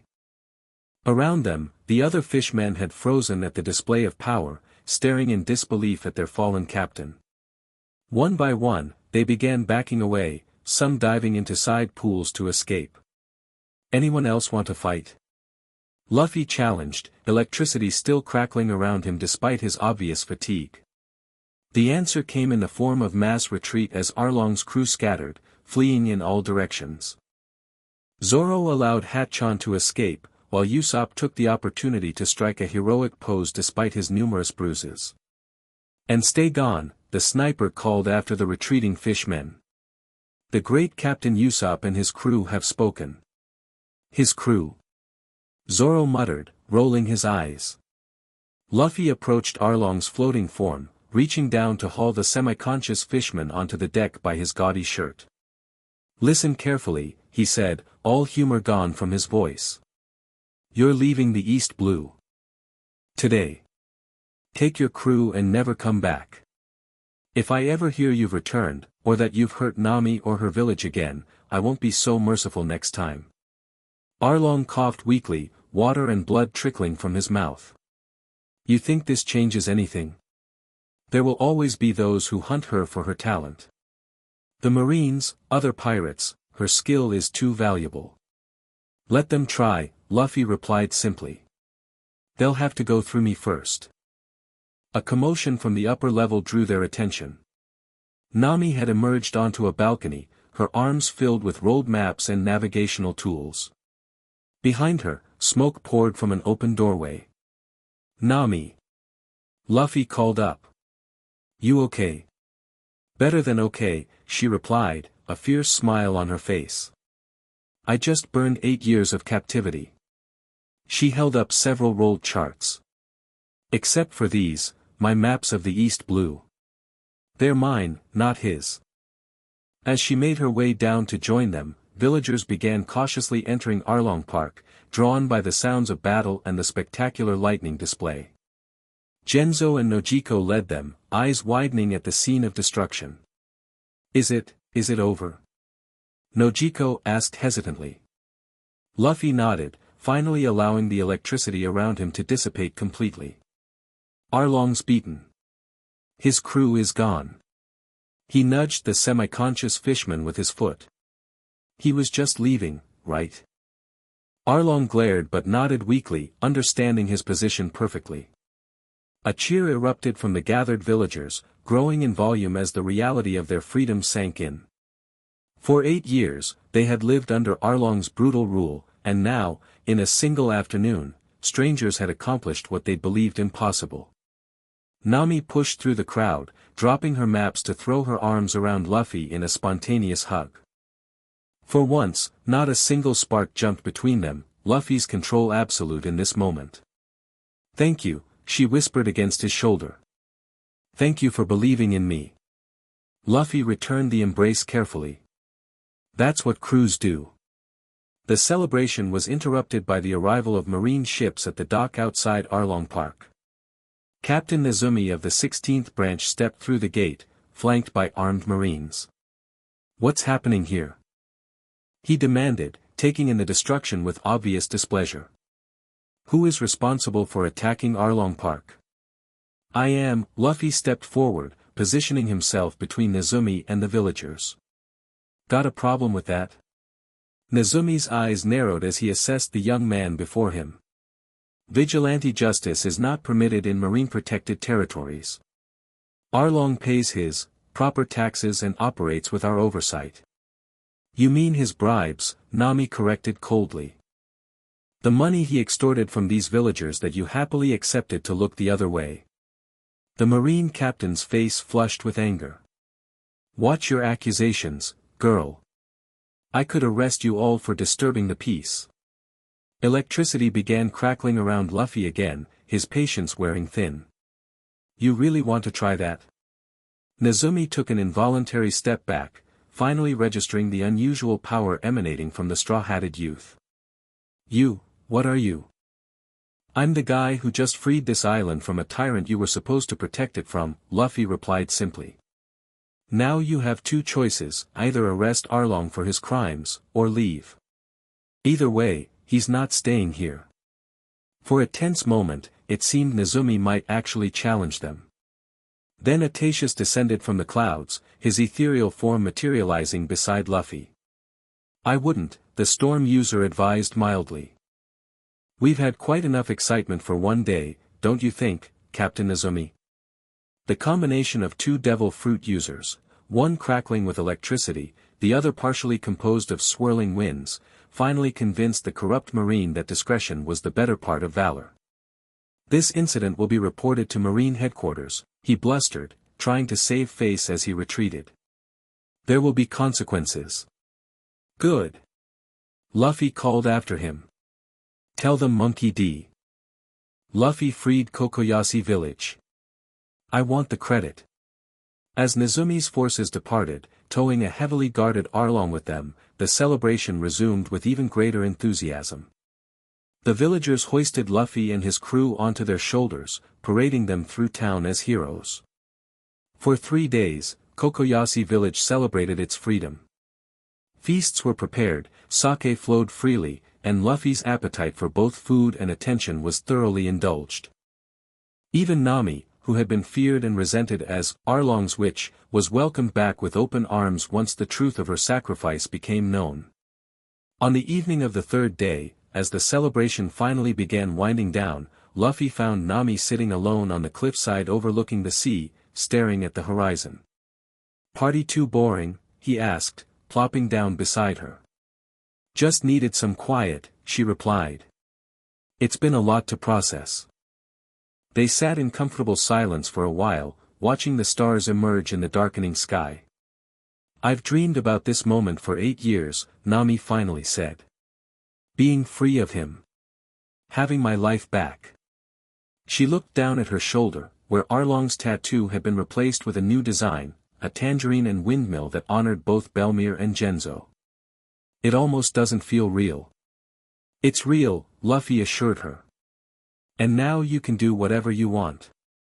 Nami turned to him, expression serious. "That's actually what I wanted to talk to you about. I made a deal to be your navigator temporarily, until we dealt with Arlong." She paused, seeming to choose her words carefully. "That obligation is fulfilled." Luffy's face remained neutral, though the air around them charged slightly with his emotional response. "Yeah, I guess it is." "So." Nami took a deep breath.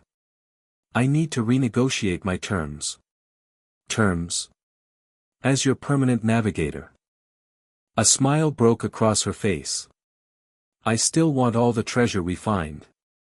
And I reserve the right to complain when you do stupid things. But I want to stay with the crew. If you'll have me." The electrical discharge around Luffy instantly transformed from anxious to joyful, small celebratory sparks dancing through the air like miniature fireworks. "Of course," he exclaimed, grinning widely. "You were always part of the crew. The temporary thing was your idea, not mine." Nami laughed, genuinely relaxed in the presence of his lightning for perhaps the first time since they'd met. "I know. I just needed to be sure." "Sure of what?" "That I was choosing this freely. That I was joining your crew because I wanted to, not because I needed something from you." She looked back toward the village, where Zoro and Usopp were visible entertaining children with exaggerated reenactments of the battle. "For 8 years, everything I did was because I had to. Now I'm doing things because I want to." Luffy's grin softened to something more understanding. "Freedom. That's what being a pirate is all about. I'm starting to see that." Nami nudged his shoulder playfully. "Even if our captain is a walking lightning storm. Hey, it's come in handy so far." "It has," she admitted. "And I'm getting better at not flinching every time you get excited." "Progress." Luffy pumped his fist triumphantly, accidentally sending a small bolt skyward that burst like a celebratory firework. Nami shook her head, but her smile remained. "We should head back. We're sailing at dawn, and knowing you, you'll want at least 3 more meals before then." As they walked back toward the village, Atatius appeared from the evening breeze, materializing beside them. "Your celebration seems appropriately raucous," the storm user observed. "The village certainly appreciates its newfound freedom." "You should join in," Luffy invited. "You helped too." "I've observed enough from the periphery," Atatius replied. "But I came to inform you that I'll be departing tonight. The winds are favorable for my journey." "Journey where?" Nami asked. "The Grand Line," Atatius gestured toward the horizon. "My research there was interrupted when Arlong destroyed my vessel and team. It's time I return to continue our work." "Hey, we're heading to the Grand Line too." Luffy brightened. "We could go together." Atatius shook his head with a small smile. My path takes me elsewhere for now, Straw Hat. But I suspect our courses will cross again. He extended his hand, which Luffy grasped without hesitation. You've impressed me, young lightning user. Unlike many with such power, you wield it with purpose beyond self-aggrandizement. I just do what feels right, Luffy shrugged. And that is rarer than you might think. Atatius turned to Nami. Your captain is unusual among Logia users. Many grow drunk on their power, viewing themselves as gods among men. Keep him grounded. Nami nodded seriously. I intend to. With a farewell nod, Atatius's form dispersed into the evening breeze, swirling upward to join the high atmosphere currents that would carry him on his journey. Cool guy, Luffy remarked as they continued toward the village. Bit dramatic with the entrances and exits, though. Says the man who insists on announcing himself with lightning bolts, Nami retorted dryly. Dawn came too quickly after a night of final celebrations. The going merry was loaded with supplies, most donated enthusiastically by the grateful villagers. Fresh water, preserved meats, and crate upon crate of Belmir's tangerines, at Nojiko's insistence, filled the ship's holds. The entire village gathered to see them off, with Genzo and Nojiko at the forefront.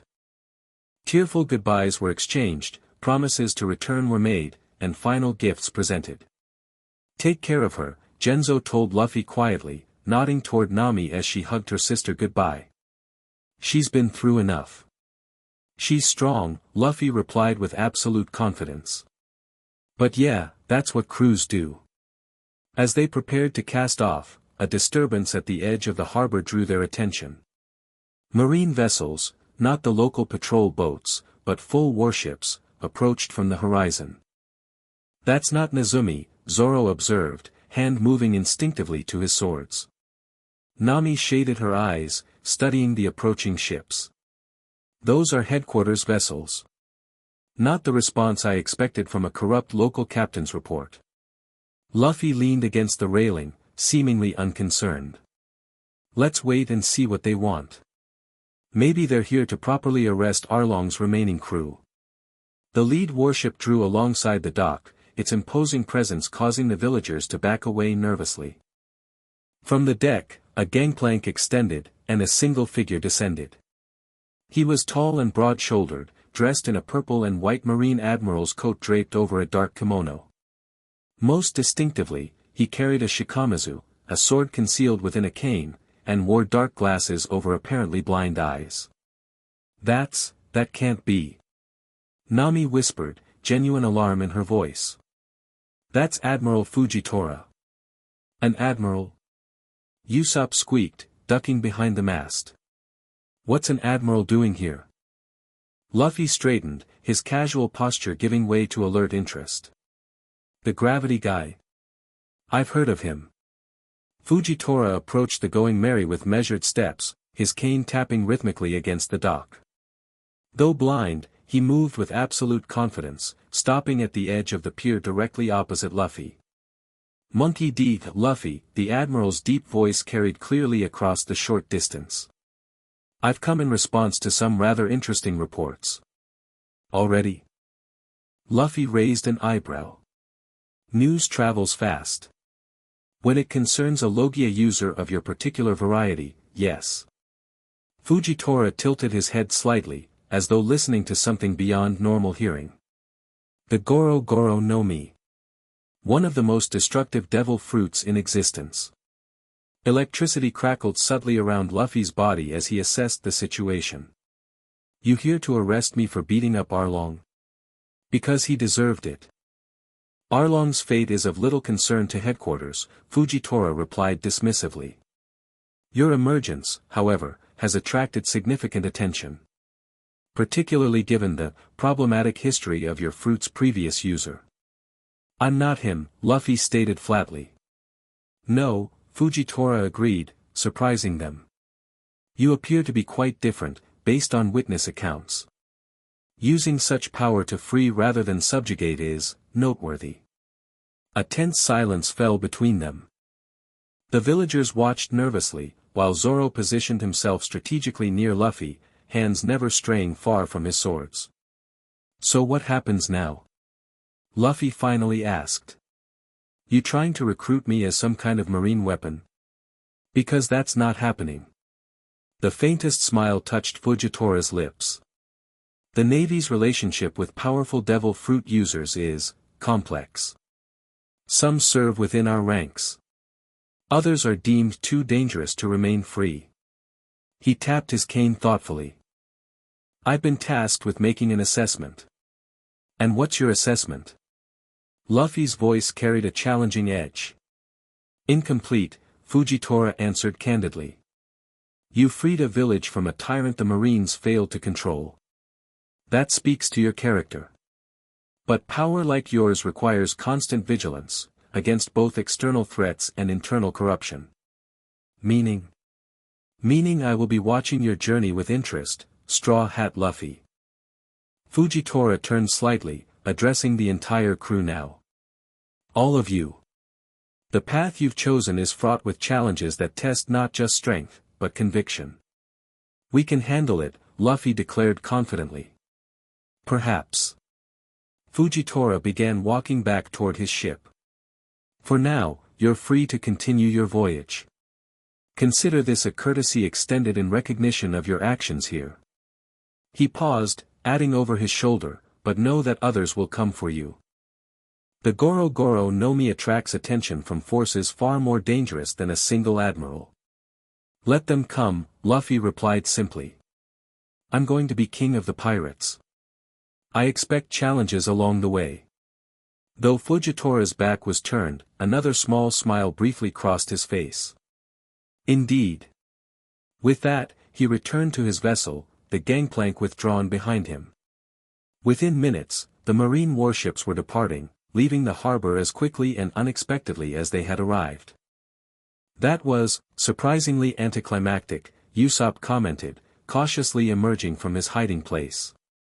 "No," Zoro contradicted, eyes still fixed on the retreating ships. "That was a warning. And a test. He let us go deliberately," Nami agreed.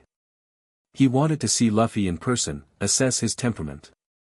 Luffy, who had been unusually quiet during the exchange, finally broke into his characteristic grin. "Doesn't matter. We've got places to go, adventures to find." He turned to his assembled crew. "So, it's official now? Everyone's in?" "Already said I would be," Zoro nodded, a rare smile crossing his typically stern features. "The great Captain Usopp wouldn't abandon his crew." Usopp declared dramatically, striking a heroic pose. Nami stepped forward, placing her hand atop Luffy's. "Navigator, reporting for duty."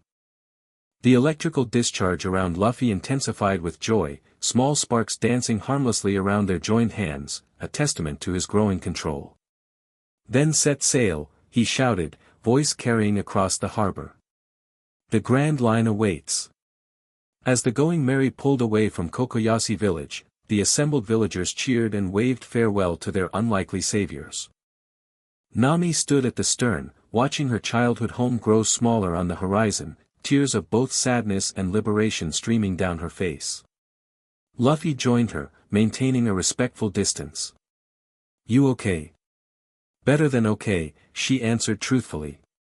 "For the first time in 8 years, I'm looking forward instead of back." "Good." Luffy adjusted his straw hat against the freshening breeze. "Because we've got a lot of looking forward to do."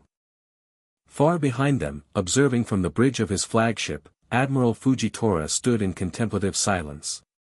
"Your assessment, Admiral," his second-in-command inquired. "Unpredictable," Fujitora replied after a moment's consideration. "But not in the way headquarters fears. His power is tremendous, perhaps even beyond his own understanding, but his heart." The blind admiral smiled slightly. "His heart is remarkably uncorrupted by it." "Shall we pursue, sir? We could easily overtake them." "No." Fujitora turned away from the rail. "Let them continue their journey. The sea will test them far more effectively than we could." He tapped his cane thoughtfully. Besides, I suspect Monkey D. Luffy may be precisely what this era needs, a reminder that power can liberate as easily as it can dominate. Sir. Nothing. Fujitora gestured toward the open sea. Set course for Marine headquarters. I have a report to deliver, though I doubt they'll appreciate its contents. As the marine vessels and the Going Merry sailed in opposite directions, the skies above remained clear and blue, a perfect day for new beginnings. Aboard the Merry, Luffy sat cross-legged on the sheep figurehead, his preferred spot. Electricity danced happily across his skin as he gazed toward the horizon, the promise of adventure filling him with anticipation. Behind him, his small but growing crew went about their duties, Zoro training with weights on the deck, Usopp tinkering with new ammunition designs, Nami charting their course to the Grand Line. They were an unlikely assemblage, a swordsman seeking to be the greatest, a sharpshooter yearning for bravery, a navigator finally tasting freedom, and a captain with the power of lightning flowing through his veins. Bound not by fear or necessity, but by something far stronger, shared dreams and mutual respect. For the boy who had swallowed lightning, the journey was just beginning. And the storm that would follow would shake the very foundations of the world. The end. Thank you for watching this video. Please be sure to subscribe to our channel and like this video.